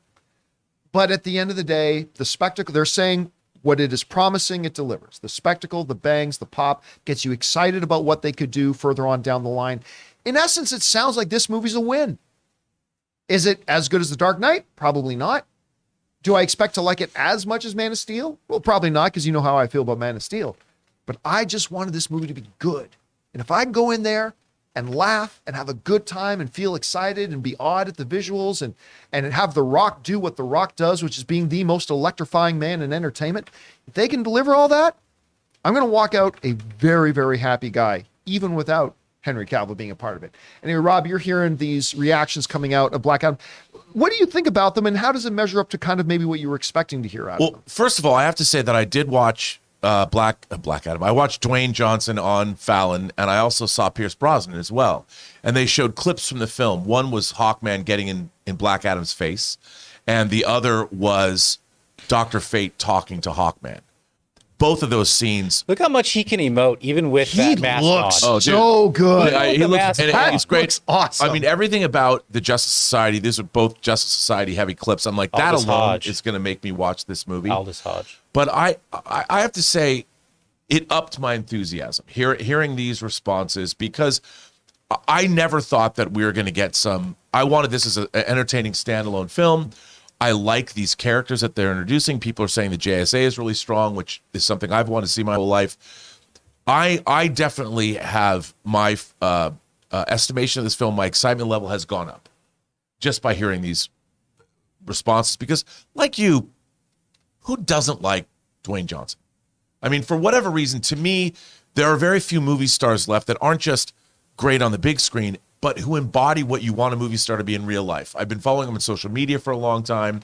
Obviously, he was talking about his kids. He showed that clip on Fallon. That was adorable. Daddy, close your eyes. And Yeah, talked that's about, the game. You know, I mean, I all of that stuff. There's nothing I don't like about him. And as Jonathan brought up, even watching San Andreas, a patently ridiculous movie.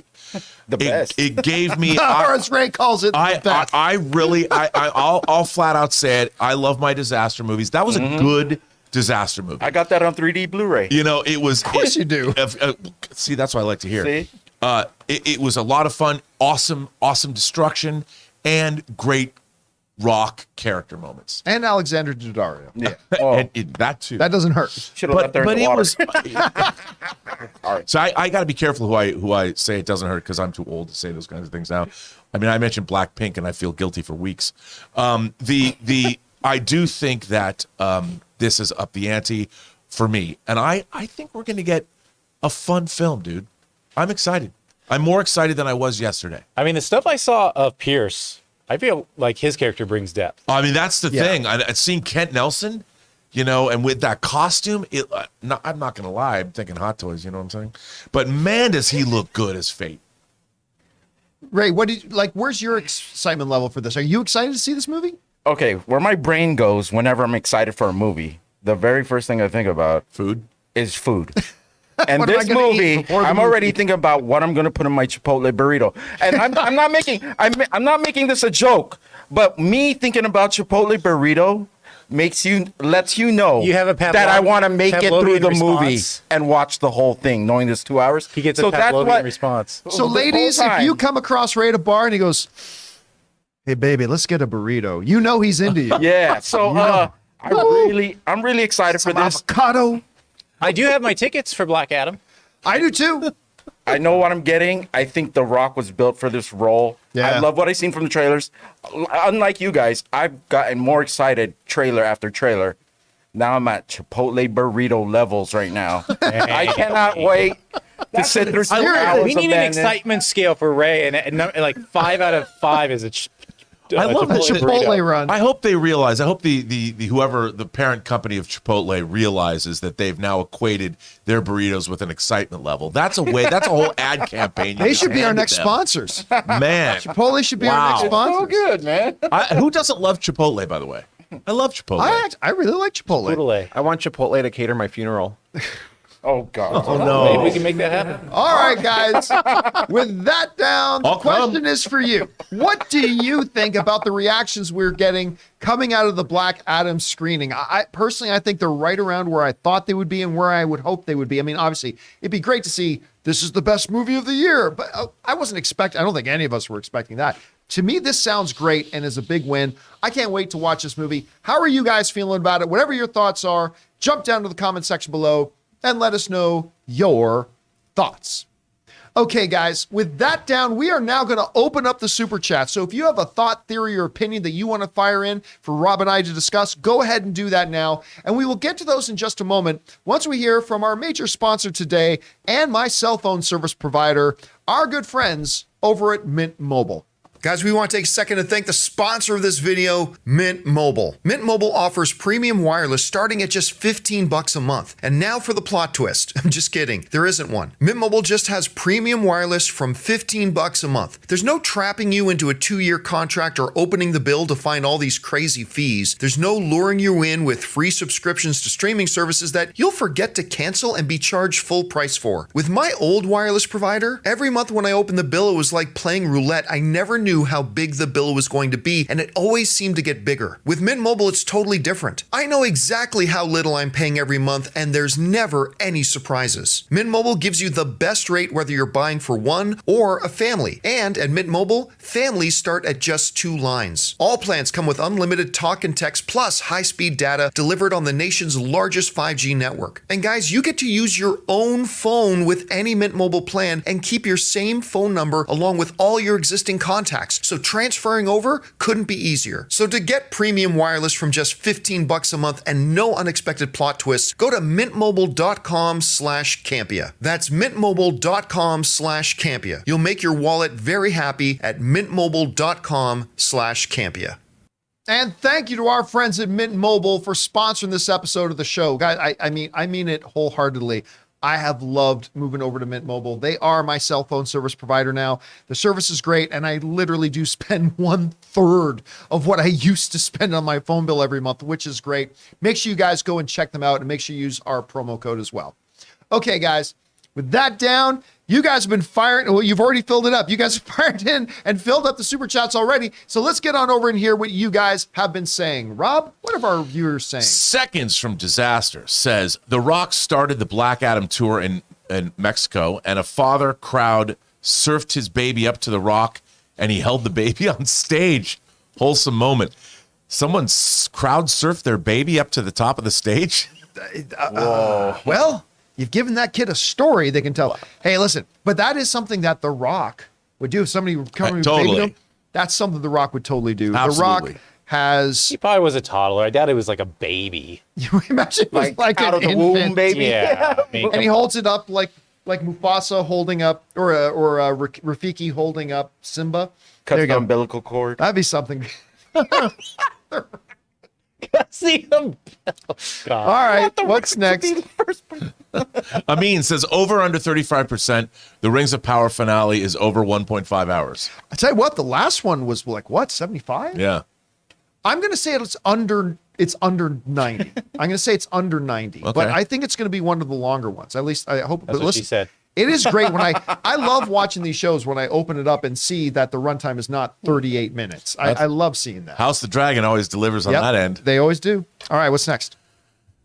King Andy says a decade from 3 days ago, Arrow premiered. Yeah, I remember me and Ann were talking about that. Hey, listen, look, however the show ended up going, whatever happened, Arrow was a big success. It literally created the Arrowverse. And I think personally introduced us to a star in Stephen Amell. I think Stephen Amell's fantastic. He's having some more success now with Heels and all that kind of stuff. So yeah, I mean, it literally created a television cinematic universe that I never thought would work. Right. I never thought this Arrow show would work. And for a while it really did. And then it spawned Flash, which I thought that's a stupid idea for a show. And I ended up really enjoying it. And they did the same thing with Black Lightning. Anyway, yeah, it is crazy. 10 years since they started that. All right, what's next? Sam Fish, or do we do King Tannic? Yeah, King Tannic. Just a PSA. Watch out on social media. I've already seen the Black Adam end credit scene, and I'm upset about it. Be careful, guys. I'll be honest with you, King Tantic. I'm not going to lie. I saw it too. Me I too. mean, we all saw it. And it doesn't matter. It doesn't change anything. We knew it was coming. And I was telling Rob before the show starts, like, yeah, I mean, I've seen it. And you know what? Having seen it, first of all, knowing about it because The Rock just straight up said it happens. And then seeing it already, my response in theater is not going to be diminished one bit. Like when it happens on screen, I'm going to freak the hell out to actually see it there on screen. So honestly, listen, it's nothing story related. It doesn't do anything. It's something that we knew was coming. So, yeah, I'm not. Listen, when The Rock is out there on public television telling the world this happens, then I wouldn't worry about it too much. Yeah. All right, what's next? Sam Fisher says, I can see them doing T'Challa as a stunt actor in a mask and a suit and an AI voice. Not a CG face, but a voice like they did with Vader and Obi-Wan. I definitely don't think they'll do a CG face. Yeah, no. If we see the character, it will be in mask. I agree. And it'll either be some pre-recorded dialogue that Chadwick had recorded before, like they did with Leia. Didn't work very well with Leia. Or it will be some kind of synthesized voice. So if they do it at all, I agree that's what they'll do. The only way I could see them showing his face is if they actually use footage that was shot that was previously not used. Yeah, I can see that. It has to be his actual face. I agree. All right, what's next? Andy says, I'm actually glad She-Hulk is over. I like the series overall, but between it and Andor, my sleep schedule can't handle these midnight releases anymore. I'll tell you what, man. The Andor, staying up to midnight for Andor is great. But, somebody brought up on the show, I think it might have been last week, saying, listen, why don't they do what HBO does and what Amazon is doing with Rings of Power and House of the Dragon? You put them out at 6 o'clock, 9 o'clock, then they can become cultural events where people have friends come over. We know what time it drops. We're all getting together. We're all watching it. And listen, I initially understood Disney. They probably put it out at midnight to try, and in the middle of the night for most people, to lessen the load on their servers and everything. Right. But hey, if HBO can handle it, you should be able to find a way to handle it too. And I really think they should do that. I agree. I really do. All right, what's next? Out of Time, 1985. That's a good Back to the Future reference. My 65-year-old dad ranking of the Disney Plus MCU shows. 65-year-old dad. This is his ranking. Number 1, WandaVision. He loves Wanda. 2, Miss Marvel. I'm right with you so far. 3, She-Hulk. 4, Falcon and the Winter Soldier. 5, Loki. 6, Moon Knight. Too confusing for him. I get that. I mean, we talked before about how like a lot of MCU novices might have a hard time with that one. I'm right with you on the first two. Yeah, I think your father, is after a man after our own hearts. Yeah, I agree. Those two are still the gold standard of what Disney can, what the MCU can do on Disney Plus. Then a bunch of things that are okay, couple of things that are not good, but Ms. Marvel and WandaVision, the gold standard for me. All right, what's Agreed. next? John, we found a tiki cup for you. It's perfect. I That's don't a get cool it. tiki I cup. just don't get it. That's a cool tiki cup. All right, what's next? My Comic Planet says I feel bad for The Rock in a way. It's his movie, almost 10 years in the making, and the 15. only thing that can save it and catch people's interest now is Superman. Laugh out loud. No, I don't know. no. I would no, but that's the thing that's going to give it a bump. There's a difference between. Let's not pretend like nobody was paying attention to Black Adam before this. Of course, the world was paying attention to Black Adam. I mean, it's not going to be $1 billion film, but it's The Rock. It's going to be big. But this is something that a lot of fans, not all the fans, but a lot of fans have been wanting. And you look at what happened when Warner Brothers had Henry Cavill as Superman in a movie and decided not to market it. And I said for a while, I don't think they're going to make that mistake. Remember, I said that. I said, I think before this movie comes out, they're going to start openly saying Henry Cavill's in this thing. Yeah. Because they're not going to make the same mistake marketing. And again, to me, it is not like, why did they spoil it? Guys, it's a moment that happens in a post-credit scene. It's not like Sixth Sense where if you know what Bruce Willis is, that it changes your entire perception of the movie from start to finish. It's a minor thing. I mean, yeah, it would have been cool to be surprised there, but they need to sell tickets. And it was going to sell a lot. This will help them sell more. So I think it was actually a good move. Yeah, I agree. All right, what's next? We did that one. Here we go. Sam Fisher says, I thought the She-Hulk finale was too strange and not funny. I got the joke, but it wasn't funny.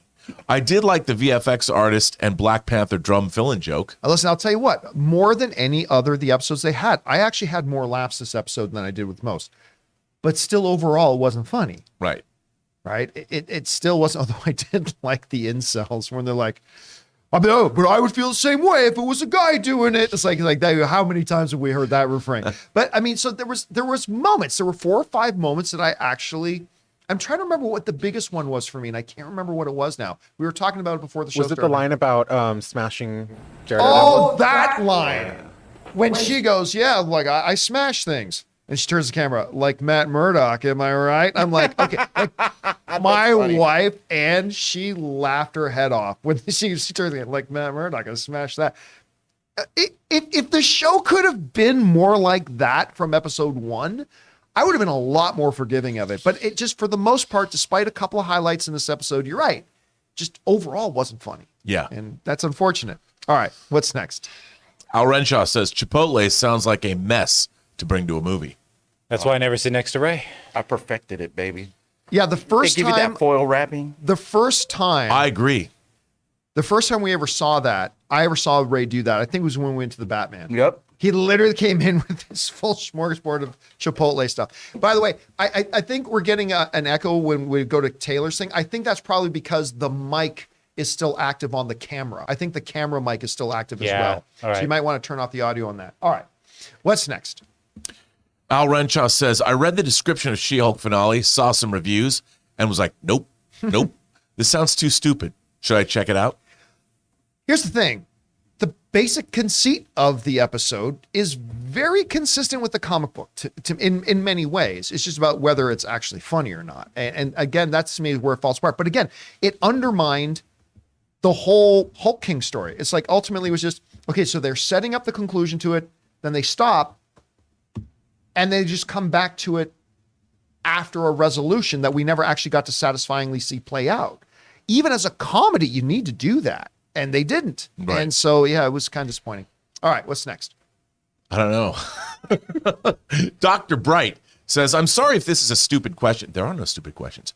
But why are movie world premieres separate from the actual release date? Because it's a premiere. A premiere of a film is like a big party where you're celebrating that this movie is coming out. Mm-hmm. That's the premiere. And the studios hold these big events to celebrate it. And of course, it gives some more pop and all that kind of stuff. So yeah, absolutely. Like we even did, like my stupid little movie, The Anniversary, we did a premiere. We actually did a premiere on Sunset at the, what was the Sunset 5. Oh, nice. Yeah, in Hollywood, we did the premiere of it there. Yeah, so I think they're important. I really do. I do too. They're not just important from a marketing point of view, all that kind of stuff. It's important for the people involved in the film. You have the premiere, and that should be before it comes out in theaters. And that's Absolutely. usually like the first time that the stars usually see the movie too. In full, Many right? times it's the first It time is. they Which actually is a great. see it. It's a great thing, I think, to have an event like that. A lot of movie fans believe, like, we have this perception that the actors are like, they're the ones making the movie. The actors are hired hands. Yeah. And we kind of picture the actors sitting in the edit rooms with the directors going, yeah, I like this shit. No. The actors do their job, and when they're done, they leave. And most of the time, the first time they see the movie is at the premiere. Sometimes they even realize their scenes are cut at the premiere. That has happened more times than you think. All right, what's next? Murray Reich says, I so far love Andor, but my friends find the first 5 episodes pacing way too slow. To me, it doesn't bother me. What do you think? Here's the thing. To some people, slow means there aren't explosions and action. Slow or not has nothing to do with that. But to a lot of people, that's it. If there's not action, that means it's slow. I thoroughly disagree. The first episode, I'll give you that. The first episode the pacing was a bit slow. But every scene, something significant was happening in Andor. Unlike, say, Rings of Power with the first few episodes. But with Andor, every scene was packed with important things that we had to know and experience and understand. I call Andor Star Wars for grown-ups. Not that if you don't like it, you're not a grown-up. Not at all. You can be grown up and not like it. But I'm just saying that's what it feels like to me. So I disagree that other than episode 1, this has been an actual really well-paced show to me. I don't know. What do you think? I think so too. I think it was, look, there's also, I would say that a lot of this show has been very literary in terms of the action was internal as opposed to external in terms of what characters were feeling and what they were going through, like Cyril's journey and the journey in the Imperial, I don't know what the Imperial Directorate where everybody's wearing their white Imperial. I mean, all of that there's no explosions there, but there's a power play happening. There's stuff going on there. And it's a different kind of story. Now, I thought episode 6, for instance, the tension that show created in that leading up to that insane. heist, it was like a razor, being drawn, a garrote being drawn around your neck. And I thought that was like incredible to me. But here's the thing. You have to be somebody that is paying attention to those kinds of things, that makes it work. Did you want to say something, Ray? Rob, like in terms of the Rings of Power and Andor, you take the very best episodes from each one of those series. Like I guess Andor would be the last one. Rings of Power was the episode before. Someone who hasn't seen any of the previous episodes, they can jump into those episodes and get what's going on. Right, sure. So, like I'm Saying they're both headed in the right direction. Yeah, I mean, I do, but I again, there's a lot of people that have been complaining about Rings of Power. I mean, about Andor. And what I find is that, look, Andor is a show that asks you to step up to it. When everyone's expecting Andor to be something that they've already expected in terms of what Star Wars has brought to them in the past. Andor, like all great entertainments, you have to meet it at its own expectations, not your expectations. Right. Now, I can say that, well, if something's not giving me what I expect, then I'm not getting out of it what I want or what I'm putting into it. But I would say this, what Andor is doing is it shows the breadth of storytelling, the kind of storytelling that can happen within the Star Wars universe. And up to this point, Star Wars storytelling has been kind of one note in a way. And what Andor is showing us is that there are many ways to tell a great Star Wars story. And I think that's something interesting. And I understand why some people might find it slow because we've never had Star Wars storytelling like this now. But I think, look, you watch these things, and I would say to everybody, go watch these in 3 episode blocks. Sit down and watch all 3 episodes and see how they work together, because I think they really do a good job. And this second arc of three stories I thought worked tremendously well. And if you didn't have the buildup, it wouldn't have the emotional payoff. I mean, we both had like the way that it ended well, man. It ended well. And I cannot wait for I was saying the other day, it's like I'm so excited now because Next week will be the first new episode of Andor that I've seen in a month. So I'm super excited about this. Dude, I have to say, Elizabeth was watching. She hadn't seen episode 6 yet, and she was watching it last night. And I walked in, and right as Stellan Skarsgård turns around, and it's like, Yeah. and I'm like, I love that. What a great way to go out on that episode. So good. All right, what's next? Would you believe I made it to work late today? Says, sends in a super chat. I love that says, name. I watched Halloween Ends last night, and I give it an A for atrocious. The first 5 minutes is great, but when the movie starts, it's awful. Michael's not in it much, and the final fight is okay. Well, actually, only one person in this room, I think, saw it, and that was Taylor. No, I haven't seen it yet, but I am. Oh, I thought you went to go see it last night. No, I okay, had tickets to see it tonight, and then I'm going to go see Werewolf by Night on 35 millimeter film tonight at 10:45 at night, past my bedtime. But I'm going to see it tomorrow night. I'm holding out hope. I know I shouldn't. I'm sorry if there's an echo, but Shouldn't be an echo now. man, if it's not good, I'm going to roast it, and I'm going to damn it to Jamie Lee Curtis and let her know my thoughts. Yeah, that's called being a troll. We won't be doing that. But yeah, no. Listen, when the review embargo is set for 2 hours before the movie comes out, that is a giant flare in the air saying, "Hey, we the studio, we don't think our movie's very good, so don't let people know it's not good, please." I have to say that I'm a little disappointed too. I mean, Blumhouse took on this franchise. They're making 3 Exorcist movies. They do things like they give Lee Winnell time, $8 million to make that Invisible Man movie. I've expected a lot more from Blumhouse, and I think both Halloween Kills and now Halloween Ends are a huge disappointment from them. Yeah. And it's funny because, again, I love the first one. I love the 2018 one. I absolutely love it. So it's really disappointing the way it's going. Again, I haven't seen it yet myself, so I can't speak to it firsthand. Yeah. All right, what's next? Suthius says, me looking at Mr. C and reading the Hydra activation codes, Disneyland, prequels, Adam Aaron, Ketchup on Eggs, Bob Chapek, Captain Buckles, In and Out. Those are probably all my triggers. That's all of them. You pretty much, I'm trying to think if there's another one. Cats. Montreal Canadiens. Cats. Yeah, and Cats. But when you say Cats, you better run because he's activated. Yeah. No. He's going to go Winter Soldier on your ass. Cats are just like rats. Yeah. They infest a lot of people's They're houses. just like rats. The But things that they and catch. Montreal Canadiens, other than that, Sure. that's all my triggers. All right, what's next? Cats are awesome. Here we go. Andy says, Marvel, one of their movies has creative differences and the release schedule changes. DC has James Franco. First time? I think you mean DC as James Franco first time. Yeah, I mean, again, that's why when we start talking about Blade, I said this is some Lucasfilm and some DC sounding shit. This is not what we expect coming out of Marvel. We've never really, I mean, yeah, a couple of things have changed before, but it's usually well out and it's usually long before production date. This thing about this movie that should have been in production already losing its swapping out scripts and losing the director, and now we hear the star is unhappy. Like this is not stuff that we hear from Marvel. It's disconcerting. Yes, what it is. it is. Very disconcerting. All right, what's next? Sam Fisher says, I don't know. I figured when she went to the Marvel offices, it would be because either she or a client or someone else is suing Feige, and we would get a Feige cameo. Nah, they wouldn't do a fourth wall break as a part of a legal case. Right. Like that wouldn't have made any sense, like whatsoever. It has to be outside of the reality of the story. So I knew they wouldn't do that. I thought there was a possibility we could see the real Kevin Feige, but I've always thought if they're going to do that, they're going to save that for Deadpool 3. I think it would be kind of cool if they show you the real Kevin Feige and you find out he's just a puppet and he is being utilized by this AI. It's not really a guy named Kevin Feige. Too. You know? All right, what's What are you next? gonna do?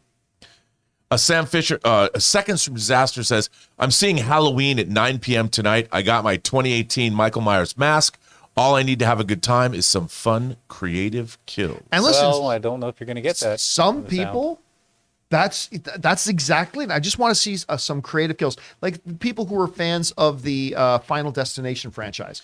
They just want to see those creative ways that fate's going to kill somebody regardless, right? And they always delivered. And hey, listen, if that gives you a good time, then awesome. Like we all have different things that will create a good environment for us. And if that's what you're looking for, hopefully it delivers for. I'm not hearing that it does, but I hope that it does for you. All right, what's next? Pablo Zuniga says, John, thoughts on the new Sony FX30? It's APS-C, so you don't have to get new lenses. It's cheap at 1.8K, and it has an included fan on board. I have an FX3, and I love it. The FX3 is the full sensor version. The FX30 is the APS-C or Super 35 sensor. So it's a great sensor. It's the same sensor that we actually have on the Sony a6500s here, but it's a revolutionized APS-C sensor. And so the FX3 is literally part of Sony's cinema line, right? And it's full, but this is like half the price. This FX30 is like half the price. It has all the tools on it. It's a retooled APS-C sensor. The imagery coming out of it is insane. I think you can do 4K 60 with like almost no crop on it. The log profiles on it are insane. You could actually do, unlike my A6400s here, you can do 10-bit as opposed to 8. You can, I mean, seriously, I started seeing the videos for these FX30s a while ago. Oh, and I started salivating. I don't know that I'm going to be able to resist getting one of these cameras. Maybe even replace all the, it would cost me like $20,000. Replace all the cameras and lenses in the studio. Actually, no, it's APS-C. All my lenses will work with it. So like $10,000 difference. I don't know, but they look fantastic. If you're in the market for a camera and you want to spend more than $400 or $500, which you can get some really good ones for $400 or $500, if you want to go to that next level, check out this FX30. It looks insanely good. Nice. All right, what's next? Baby Boy 8603 says, "Hey, Campea crew. John, just a suggestion. I love your best movie, worst movie show. I know each of the guys on that particular show have a lot going on." Is there a part 2 to that? No, if there was. I didn't. Oh, there it is. No, it's not labeled. But have you thought about maybe substituting hosts at times just to keep the show going? Thanks. I appreciate all you guys. Keep the awesome work. So wait a minute. Let me get this straight, Baby Boy. Do you want John to replace me? Is that what you're saying? Well, look, I'll say no. In all seriousness, look, best movie, worst movie has always been a thing. Like right from when we started it, we do 6, 7, 8, 9 episodes. We take 6 months or a year off. I mean, with the pandemic, we ended up taking a lot more time. Yeah. Plus, Cody had Olympic swimming to do. It's not something that we were ever going to do every week. Quite frankly, too, it's a lot of effort to make one of those shows as well, because, you know, we each got to go back. I mean, it sounds funny, but watching a movie takes time. And if we're going to talk about details in a film, we need to often go back and rewatch these movies. So there's like 6 hours of man time taken, then it's studio time doing it. And, you know, it's going to be one of those things that we never do on a regular basis, but it will come back, probably give us 4, 5, 6 months. It'll come back for another like 8 episode stretch, and then we'll come back to it again. All right, what's next? Jose Santiago says, "Rob, love the shirt." That's my Hunt for Red October shirt. One ping only. Now, John, how mad will you be if after all the Dwayne Johnson posturing about Superman, it ends up being a misdirection? Well, I would have been very disappointed, but we know it's not. True. We know it's not. I would have been disappointed, but it wouldn't have changed my outlook of the film. Like, the film's either good or it isn't. And if the thing I was really looking forward to didn't happen, it wouldn't change the way I look at the film. Just like if I don't like this movie, having Henry Cavill pop up at the end, that's going to be a very fun moment for me, but it's not going to change the way I feel about the film overall. It's just a moment. It's not the movie. So, yeah, I would have been very disappointed because my hopes had gotten up, but other than that, that's probably it. All right, what's next? Dildar says, "If they ever make new Superman movies, I would love to have Brainiac or Parasite." Here's an interesting thing. They did, you remember the show Krypton? Yeah. Wasn't bad, actually. No, I it actually was kind of very liked cool. Krypton. They tried doing Brainiac. It was interesting. I've said this before, and people always get mad when I say it. Brainiac is an incredible foil in the comics and even in the animated stuff. I have always had my doubts that Brainiac would come across or work all that well in a true live action setting. Again, I'm not saying it wouldn't. I'm just saying I have my doubts. I don't know. What do you think about that? Well, again, it depends on how it's done. I think even with Brainiac, the way Brainiac engages with Superman is different than, say, brute force. And it's hard because you want to see Superman. The funny thing about Man of Steel, John, the one thing that people always criticize, the end, Superman, kills, my bystanders are dying. I love it because you see what would actually happen if Kryptonians were fighting above the skies of a metropolis, and how dangerous and how life-threatening something like that would actually be, which is why I love the opening of Batman v Superman. But, I mean, those are great villains, and in the comics, they work really well. But how do you make it work in a live-action movie? All right, what's next? Tough. Dr. J says, I was convinced that Feige's Marvel Police was a crack squad of ex-Special Forces, mercenaries, and Green Berets, and then She-Hulk strolls in and disposes of them like Boy Scouts. I was shattered. But time out, Dr. J. They could have been all of those things. What do you think they were going to do to a Hulk? I don't care how. You could be the most badass Green Beret trained military thing in the world. That's a Hulk. There's nothing you can do. It's like she's gonna go through them like that, not regardless. So they were probably all those things that you were mentioned, but that's a Hulk. So yeah, it was gonna work out that way either way. But it felt odd, by the way. Like it did. She's like physically like really harming these people who are just doing their job. I know. Oh well. All right. What's next? Rob the Knight says, do you guys believe in a Young Avengers show movie more today than you did yesterday? No spoilers. No. Look, I am today the same thing I was before. Is it a possibility? Yes, it is. I am not telling anybody, count on it. I put $1 million out. They're not going to. No, listen, the pieces of the puzzle are there that they could. I don't think they are. At least not anytime soon. Like not in the next 3-4 years. I don't see it anytime soon. But hey, very well could. Very well could. This is just me speculating as a fan. But you, I believe that they are leading up to a Young Avengers series, probably. By the way, can I mention they just cheapened the Hulk even more? Yeah. Now, the Hulk used to be this ultimate nuclear option in the world of the Marvel Cinematic Universe.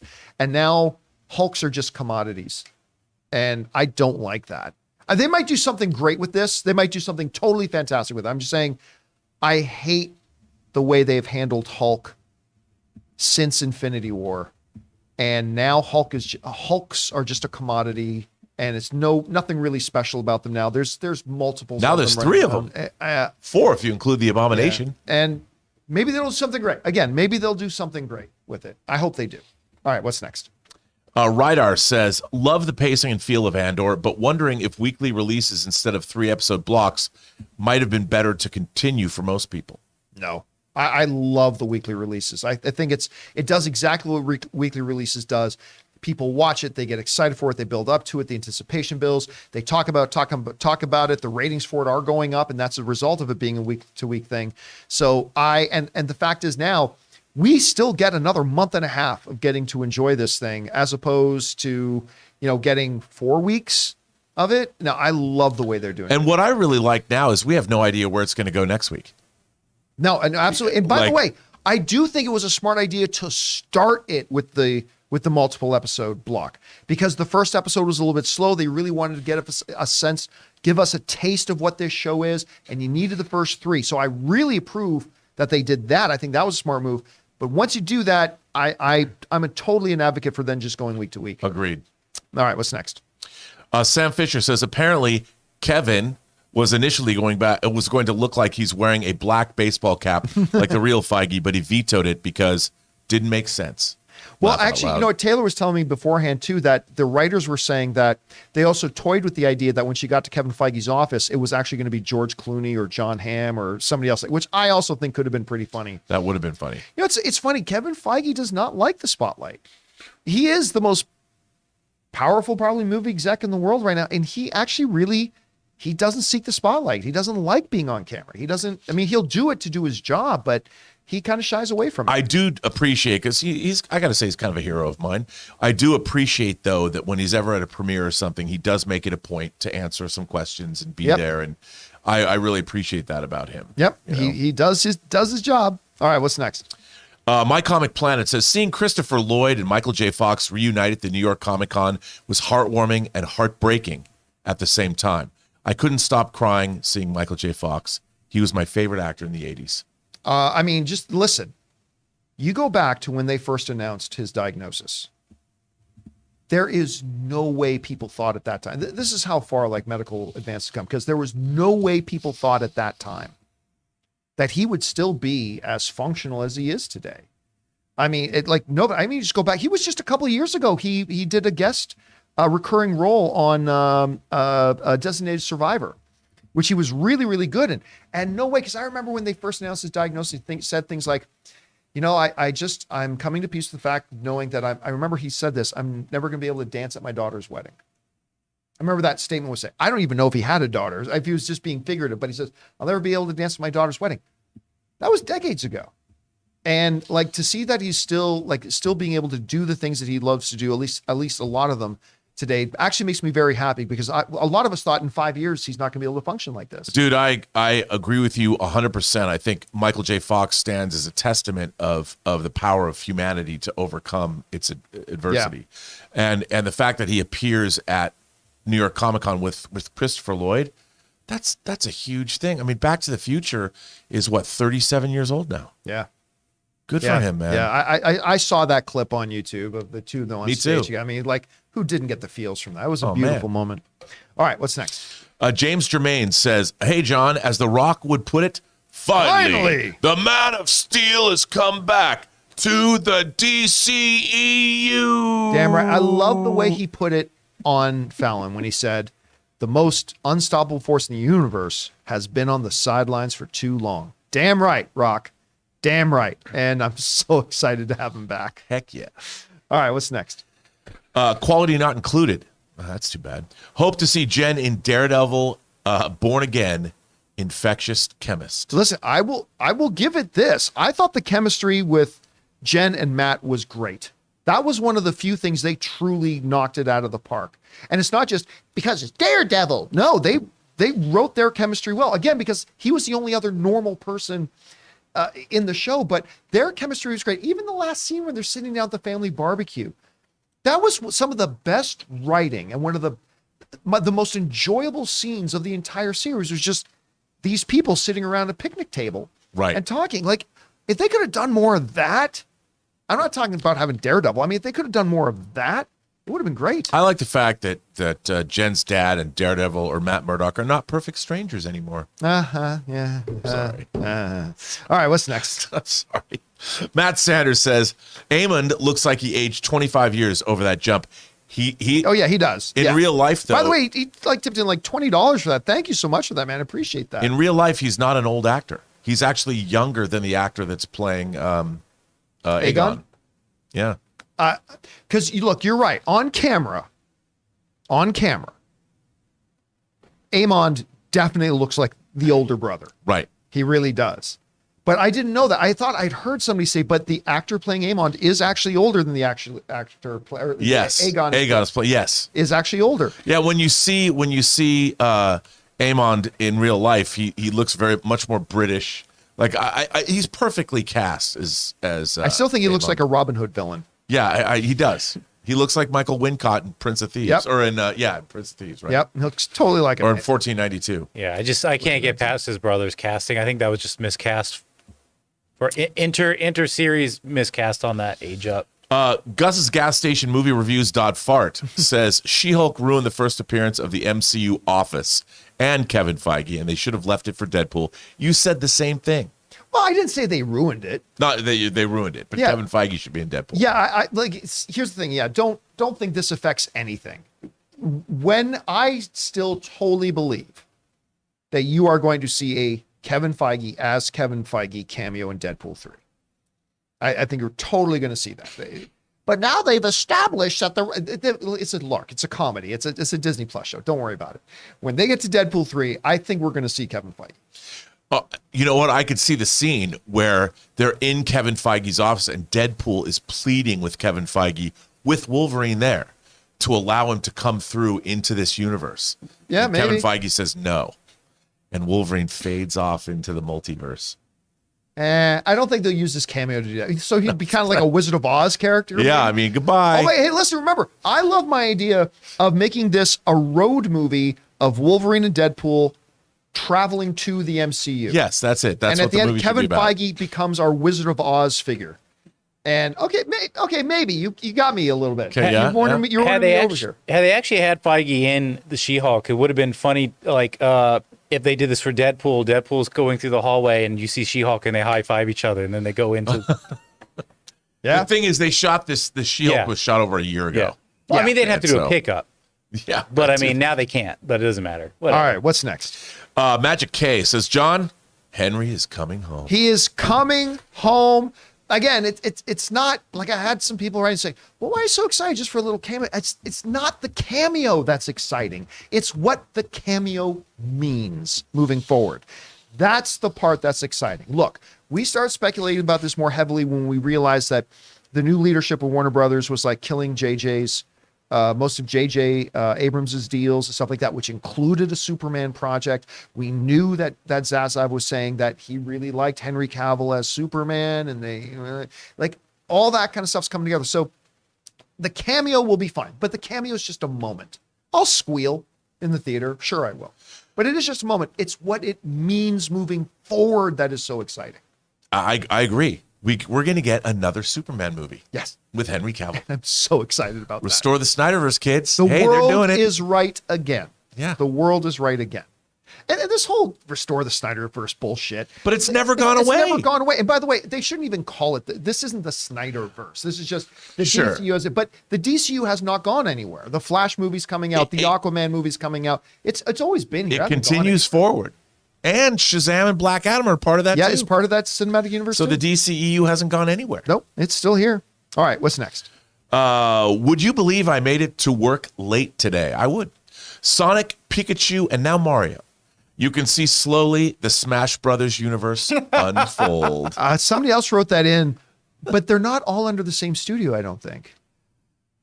Because is Mario Paramount? I'm not sure. I can't You're talking remember about the upcoming Mario movie. Yeah. That's Illumination, which is Universal. But that's Universal, right? So, and I think Sonic is under Paramount. Yep. So yeah, it does not look like they're doing that, but you never know. You never know. All right, what's next? Not in this day and age.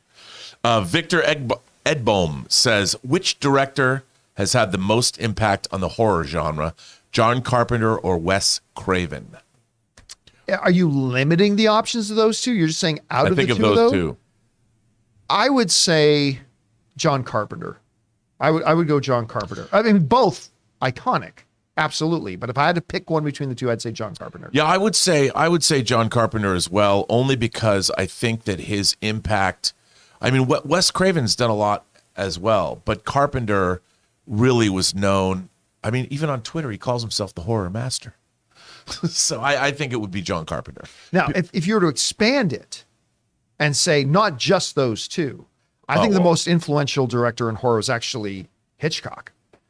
I think like there are things Hitchcock kind of did and mastered and perfected that horror directors ever since have used and utilized and leveraged. So I would actually say probably Alfred Hitchcock. Yeah, but Hitchcock worked in many different genres. True, but he kind of laid the groundwork for a lot of the common themes and tropes and techniques that horror even still uses today. No, it's true. And if you think back to things, if you go back to his overtly horror stuff like Psycho and the Birds and Frenzy, he definitely did. I mean, that's absolutely true. But horror as a genre, I mean, that's tough. I think the thing about Wes Craven and John Carpenter is I think that John Carpenter delved into fantasy more than Wes Craven did, because Wes Craven did things like People Under the Stairs and Last House on the Left before, but he did Swamp Thing too. But Carpenter, he made movies set on Mars. That was so. Wes Craven never did that. All right, and is that it? You know what? We had Jacinth Lamontang send in a super chat. All right, thank you so much for that, just for being supportive. And guys, that'll do it for today's episode of the John Campea Show. Thank you so much for being here and making this show part of your day. Big special thank you to all you guys who sent in the super chats. Number one, because you gave us great fun things to talk about. But number two, you supported this channel as you did, and all of us involved with the show. Thank you guys so much for your support. For everybody sitting in the room with me here, Mr. Robert Meyer Burnett. We've got back there Ray Ora, triumphant again. Beside him, of course, Jonathan Voico. You saw Taylor, who isn't echoing anymore, by the way, too. Oh, and by the way, quick announcement for all you guys. Going to let you guys know about this for tomorrow's episode of the John Campea Show. Special start time. The John Campea Show tomorrow will start at 12:15 p.m. The reason we're doing that, we can tell people, is that we have the Academy Award-winning costume designer of Black Panther. We're going to be doing an interview with her for our Designing Hollywood show, but the only time she was able to do it was at 11 o'clock our time, which is right in the middle of when we were doing the show. So we're like, you know what? For her, we'll bump the start time of the John Campea Show. So the John Campea Show will be at 12:15 Los Angeles time tomorrow, which is different from our normal 10:30 a.m. Also, guys, don't forget, a little bit later today at 3 p.m. Pacific Standard Time, I'm going to have an open mic. So if you guys are around, want to come in and chat with me, we're going to do an open mic at 3 p.m. Hope to see you guys there. All right, guys, that'll do it for us for now. Thanks so much for being here. My name's John Campea, and until next time, my friends, bye-bye.